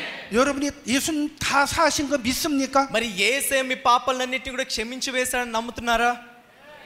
저는 여러분 천주교, 장로교, 감리교를 30년 가까이 다녔을 때에 చూడండి, నేను ఎప్పుడైతే క్యాథలిక్ సంఘంలో నేను 30 సంవత్సరాలు నేను వెళ్ళాను, 예수님이 내 원죄를 사였다고 했어요. నేను కేవలం అక్కడ ఏం నేర్చుకున్నానంటే ఏదైతే నేను పుట్టుకతో పుట్టిన 여러분 పాపముందో ఆ పాపాన్ని 신구약 మాత్రమే 모두 다 క్షమించాలని నేర్చుకున్నాను. 찾아봐도 원죄를 사였다는 말은 없어요. మరి కానీ వాళ్ళు ఉట్టి ఆ పాపం మాత్రమే క్షమించి వేశారని చెప్తా ఉన్నారు. 여러분 성경은 신구약에 우리의 모든 죄를 사였다는 말씀이 여러 번 나와요. కానీ బైబిల్ మనం చూసినట్లయితే పాత నిబంధన, కొత్త నిబంధన పూర్తిగా చూసినట్లయితే 우리의 ఎన్నోసార్లు మన పాపాలన్నీ కూడా కడిగివేయబడ్డాయని రాయబడి ఉంది. 우리의 원죄, 지금까지 지은 죄, 앞으로 지을 죄까지 మనం పుట్టుకతో పుట్టిన పాపము, ఇప్పుడు చేసిన పాపము, భవిష్యత్తులో చేస్తున్న పాపము, 사하셨다는 거예요. మరి అవన్నీ పాపాలని యేసయ్య కడిగి వేశాడు. 원죄도 지금까지 살면 앞으로 죄를 지을 수 있습니다. అవును, ఏదైతే మనం పుట్టుకతో పాపం పుట్టామో మళ్ళీ అలానే ఇప్పుడు పాపం చేస్తా ఉన్నాం, భవిష్యత్తులో కూడా మళ్ళీ పాపం చేస్తామేమో. 여러분 우리는 늙어서 죽을 때까지 죄를 지을 수 있습니다. మీరు వృద్ధులుగా అయ్యి, వృద్ధులుగా ముసలివారిగా అయ్యి మీరు ఎన్నో పాపాలు చేస్తారు. 자, 우리는 죄를 지을 수 있고 죄를 지은 사람이지만 మీరు చనిపోయేంత వరకు మీరు ఇలా పాపాలు చేస్తూనే ఉంటారు. కానీ 여러분 그 죄를 누가 사합니까? మరి ఆ పాపాలని ఎవరు క్షమిస్తారండి? 여러분 성경은 예수님이 여러분의 모든 죄를 다 영원히 씻었다는 కానీ 겁니다. బైబిల్ ఏమని చెప్తా ఉందంటే యేసయ్య నా పాపాలన్నిటిని కూడా సదాకాలం వరకు మన పాపాలన్నిటిని కడిగి 여러분 వేశాడని. 모든 죄를 씻었다는 겁니다. ఆయన సమస్త పాపాలని కడిగి వేశాడని 여러분 చెప్తా 조금만 ఉన్నాడు. 더 얘기해. 골로새서 우리 1장을 보겠습니다. మనం ఒకసారి కొలొస్సీయుల మొదటి అధ్యాయం చూద్దామండి.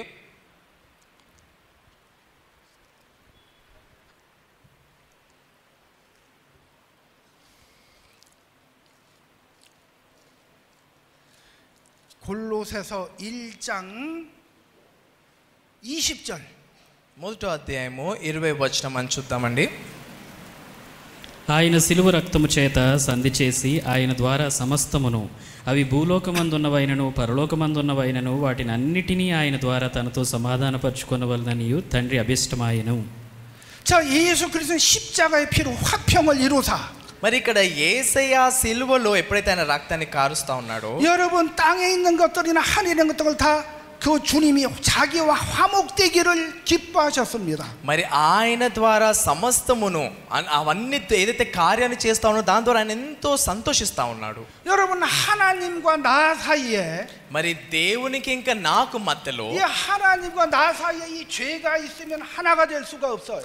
దేవునికి అలానే నా మధ్య పాపం ఉన్నట్లయితే ఏకం అవ్వలేము. 이 죄가 바로 우리의 담이 되어 있는 거예요. మనం ఈ యొక్క పాపాన్ని పెట్టుకొని మనం ఈ పాపంతో మనం కప్పబడి ఉన్నాము. 내가 태어나서 죽을 때까지 그 모든 죄를 예수님이 십자가의 피로 내 모든 죄를 씻었습니다. కానీ నేను పుట్టినప్పటి నుండి నేను చనిపోయేంత వరకు యేసయ్య ఆ పాపాలన్నిటిని కూడా తీసుకొని సిలువలో మరణించిన పాపాలన్నిటిని కూడా కడిగి వేశాడు. 21절에는 악한 행실로 멀리 떠나 마음으로 원수되었던 너희를. మరి ఇక్కడ మనం చూసినట్లయితే 21వ వచనం చదవండి.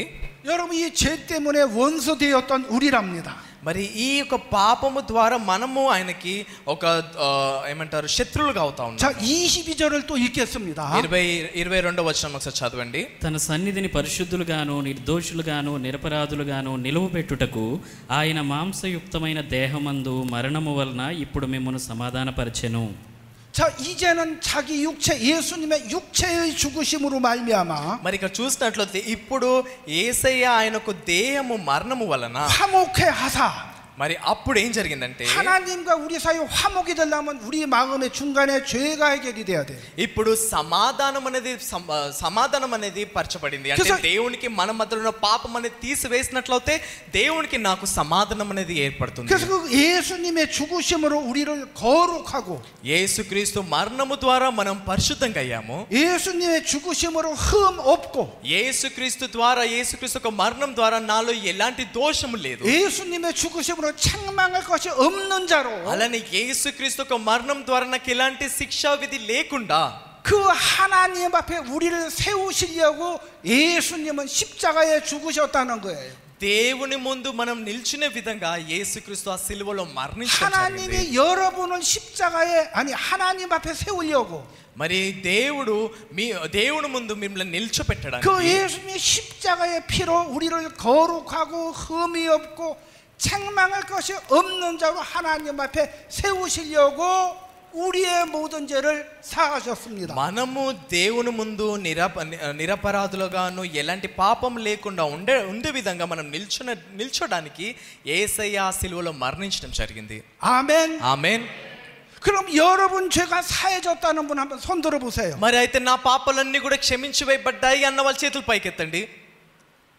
할렐루야. హల్లెలూయా. 아멘. ఆమేన్. 여러분의 죄가 완벽하게 더 높이 들어보세요. 자, 내 죄가 씻어진 분. మరి నా చేతులన్నీ కూడా నా పాపాలన్నీ కూడా కడిగివేయబడ్డాయి అన్న వాళ్ళ చేతులు పైకెత్తండి. 예. 아멘. ఆమేన్. 할렐루야. హల్లెలూయా.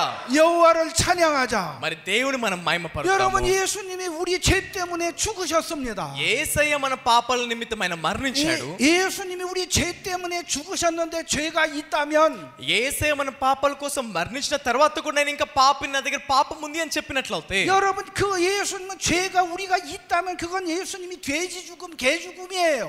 మరి 여러분 돼지가 죽고 염소가 죽은 개 죽음이에요. మరి అది ఎలా ఉంటుందంటే యేసయ్య అనేది ఒక జంతువు మరణించిన విధంగా అవుతుంది. 그래서 예수님은 염소와 송아지 피로 아니하고 అందుకని యేసయ్య ఒక గొర్రెల ఒక రక్తం ద్వారా కాకుండా 예수님이 자기 피로 십자가에 죽으심으로 ఆయన స్వరక్తము ద్వారా అంటే ఆయన సిలువలో మరణించడం ద్వారా 우리를 거룩하고 흠이 없고 책망할 것이 없는 자로 మనలో ఎలాంటి పాపము లేకుండా ఎలాంటి దోషం లేకుండా 여러분 하나님 앞에 세우고자 하셨습니다. మనము దేవుని ముందు నిల్చిన విధంగా యేసయ్య చేయడం జరిగింది. 23절에 너희가 믿음에 가고 터위 굳게 서서 너희 들은 바 복음의 소망에서 흔들리지 아니하며 మరి ఇక్కడ మీరు చూసినట్లయితే 23వ వచనంలో ఏమని రాయబడిందంటే పునాది మీద కట్టబడిన వారే 이 복음의 소망에서 흔들리지 말아요. స్థిరముగా ఉండి అని రాయబడి ఉంది. 여러분 이 복음은 천하 만민에게 전하된 바요. మరి ఈ యొక్క సువార్త అనేది అనేకులకి ప్రకటించబడుతుంది. 이 바울은 이 복음의 일꾼이 되었노라. మరి 바울은 이 복음의 일꾼이 되었다고 해요. మరి ఇక్కడ 사도 바울. మరి అపోస్తలుడైన పౌలు ఈ యొక్క సువార్తికుడిగా అయ్యాడు. 그래서 이 복음은 만민에게 여러분에게 전파된 바요. మరి ఆ విధంగా ఎంతో మంది ప్రజలకి అలానే మీకు కూడా ఈ యొక్క సువార్త అనేది ప్రకటించబడుతుంది. 바울도 이 복음을 믿었고 పౌలు కూడా ఈ సువార్తను విశ్వసించాడు. 여러분 예수님 12제자들도 이 복음을 믿었고 అలానే యేసు దగ్గర ఉన్న 12 మంది శిష్యులు కూడా ఈ సువార్తను నమ్మారు. 아브라함도 이 복음을 믿었고 అబ్రహాము కూడా ఈ సువార్తని నమ్మాడు. 다윗도 이 복음을 믿었어요. దావీదు కూడా ఈ సువార్తని నమ్మడం జరిగింది. 자, 우리 조금만 더 보고 마치겠습니다. ఇంకొక కొన్ని లేఖనాలు చూసుకొని మనం ముగించుకుందామండి. 아니 골로새서 2장 13절. కొలొస్సీలు 2వ అధ్యాయం చూద్దామండి. 예. 2장 13절. 13వ వచనము. మరియు అపరాధముల వలనను శరీరమందు సున్నతి పొందక యుండుట వలనను మీరు మృతులై ఉండగా దేవుడు రాతపూర్వకమైన ఆజ్ఞల వల్ల మన మీద రుణముగాను మనకు విరోధముగాను ఉండిన పత్రములు మేకులతో సిలువ కొట్టి దాని మీద చేరాతంతుడు స్వేసి అడ్డము లేకుండా దాన్ని ఎత్తివేసి మన అపరాధములను క్షమించిన. 자, 또 너희 범죄 육체를 무할례로 죽었던 너희를 మరి మీ యొక్క శరీరం మందు సున్నతి పొందక మీరు ఒక మృతులై ఉండగా 하나님이 그와 함께 살리시고 మరి దేవుడు అక్కడికి వచ్చి 우리에게 모든 죄를 사하시고 다 같이 읽겠습니다. 시작. మనం అందరం కలిసి కూడా 14వ వచనం కలిసి మనం చదువుకుందామండి. 1 2 3. దేవుడు రాతరూపకమైన ఆజ్ఞల వలన మన మీద రుణముగాను మనకు విరోధముగాను నుండిన పత్రమును మేకులతో సిలువ కొట్టి దాని మీద చేరాతను తుడిచివేసి మనకు అడ్డము లేకుండా దానిని ఎత్తివేసి మన అపరాధములన్నిటినీ క్షమించి. 자, 하나님은 우리의 모든 죄를 사하셨다고 됐지요. మరి ఇక్కడ మన అపరాధములన్నిటిని కూడా క్షమించి వేసని రాయబడి ఉంది కదండి.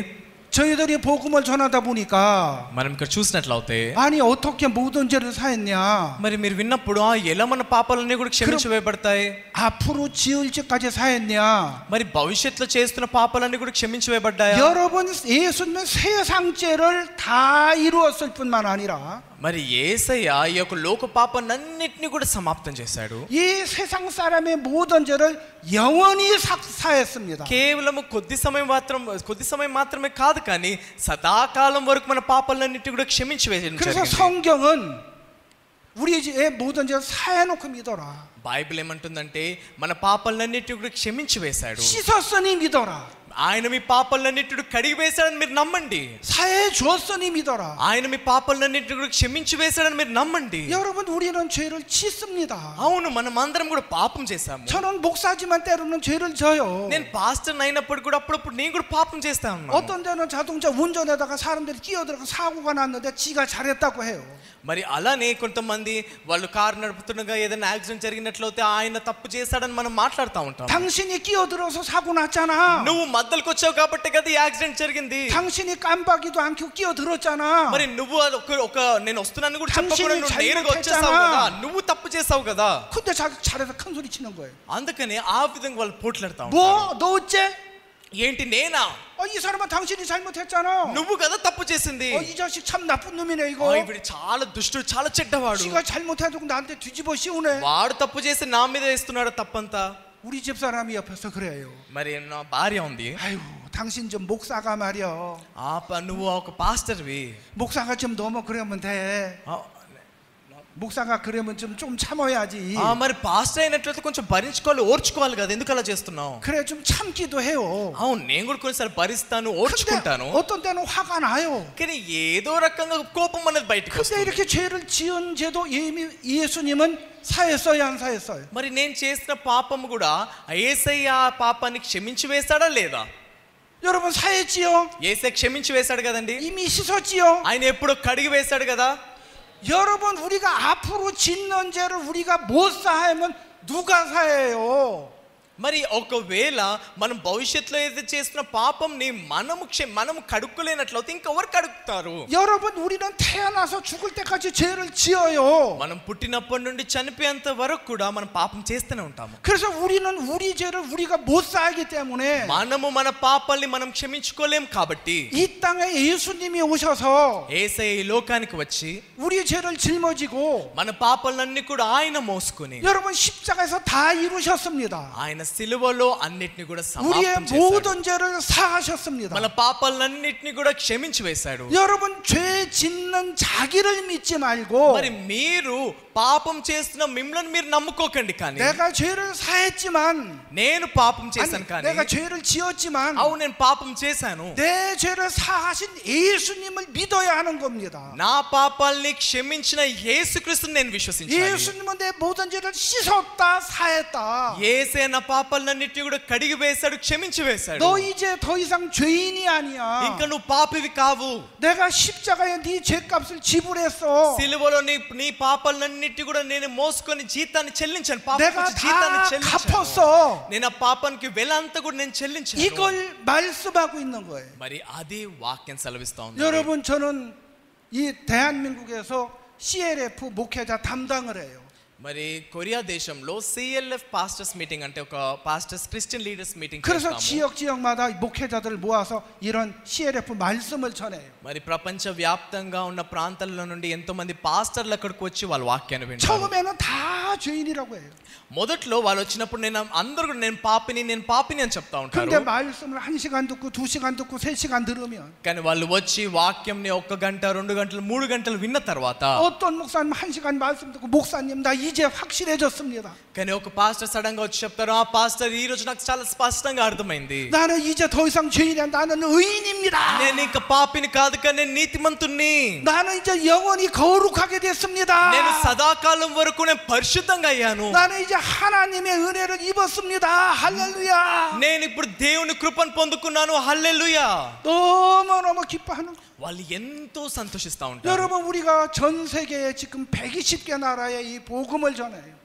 మరి ప్రపంచ వ్యాప్తంగా 90 దేశాల కన్నా పైగా ఎన్నో దేశాల్లో ఈ సువార్తను ప్రకటిస్తా ఉన్నారు. 여러분, 이제 우리가 3월 24일 3월 13일부터 24일까지 이 미국에서 여러분도 전 세계의 목회자 CLF를 해요. అలానే మార్చ్ నెలలో అమెరికాలో ప్రపంచంలో వరల్డ్ వైడ్ గా పాస్టర్స్ మీటింగ్ అనే CLF మీటింగ్ అనేది జరుగుతుంది. 이렇게 해서 CLF를 통해서 목회자들이 복음을 듣고 구원을 받은 사람들이 120만 명이 돼. 목회자들이. మరి ఈ CLF ద్వారా పాస్టర్లందరూ కూడా రక్షణ పొందుకోవడం జరిగింది. ఒక 220 మంది ఈ CLF ద్వారా రక్షణ పొందుకున్న పాస్టర్లు ఉన్నారు. 목사님들은 처음에는 전부 다 죄인이라고 했다가 ఆ అందరు పాస్టర్లు కూడా మొదటి వాళ్ళు వచ్చినప్పుడు నేను పాపిని అని చెప్తా ఉంటాను. 말씀을 한 번 듣고 2번 들으면 내 죄가 씻어졌네. ఒక్కసారి 2 సార్లు వాక్యం విన్న తర్వాత నా పాపాలన్నీ కూడా కడిగి వేయబడ్డాయి. 나도 이제 의인이네. అయితే నేను కూడా నీతిమంతుడిని. 나는 이 사실을 처음 알았습니다. ఈ సత్యాన్ని నేను మొట్టమొదటిసారిగా నేను తెలుసుకున్నాను. 난 늘 죄 때문에 평안이 없었습니다. నేను ప్రతిసారి కూడా ఈ పాపం ద్వారా నా దగ్గర ఎలాంటి సమాధానం లేదు. 죄 때문에 기도해야 된다고 새벽부터 일어나서 기도해도 늘 죄인이었습니다. మరి ఈ పాపం వల్ల నేను ప్రతిసారి నేను ప్రార్థన చేస్తూ ఉదయమే నేను లేచి కన్నీటి ప్రార్థన కూడా నేను చేస్తా ఉన్నాను. 근데 오늘 이 말씀을 통해 내 모든 죄가 사해졌습니다. కానీ అయినప్పటికీ నేను పాపిగా ఉన్నాను, కానీ ఈ వాక్యం వినడం ద్వారా నా పాపాలన్నీ కూడా కడిగివేయబడ్డాయని నేను నమ్ముతున్నాను. 여러분, 미국의 아틀란타 방송 మరి అమెరికాలో అట్లాంటా బ్రాడ్కాస్టింగ్ స్టేషన్ ఏదైతే ఉందో, 여러분 미국의 CNA 방송, అలానే అమెరికాలో ఉన్న ఇంకొక షినే ఒక 여러분 세계에서 제일 큰 బ్రాడ్కాస్టింగ్ 방송이에요. ఏదైతే ఉందో ప్రపంచ వ్యాప్తంగా ఈ బ్రాడ్కాస్టింగ్ ఛానల్ 여러분 여기 박옥수 목사님 말씀이 계속 나가요. 우리 스승 목사님이에요. మరి మాకు ఫౌండర్ గారు సంస్థాపకులైన పాస్టర్ 옥서పార్ గారి వాక్యాలన్నీ కూడా అందులో ప్రసారం చేయబడుతుంది. 이 아나운서들이 말씀들이 막 울어 막 이렇게 같이 방송하면서 మరి ఎవరైతే ఇంటర్వ్యూ చేస్తా ఉన్నారో యాంకర్ కూడా వాక్యాన్ని విని ఏడవడం జరిగింది. 여러분 저는 늘 죄인이라고 믿었습니다 하면서 ఇంతకు ముందు వరకు కూడా నేను పాపిని అనుకున్నాను. 여러분 인도가 행복해지려면 మరి మీరందరూ కూడా అలా సంతోషంగా అవ్వాలనుకున్నట్లయితే, మరి మీరందరూ కూడా ఈ సువార్తతో ఏకమైనట్లయితే, 여러분 고통과 슬픔에서 벗어나고 మీరు యొక్క బాధ దుఃఖం నుండి మీరు విడిపించబడతారు.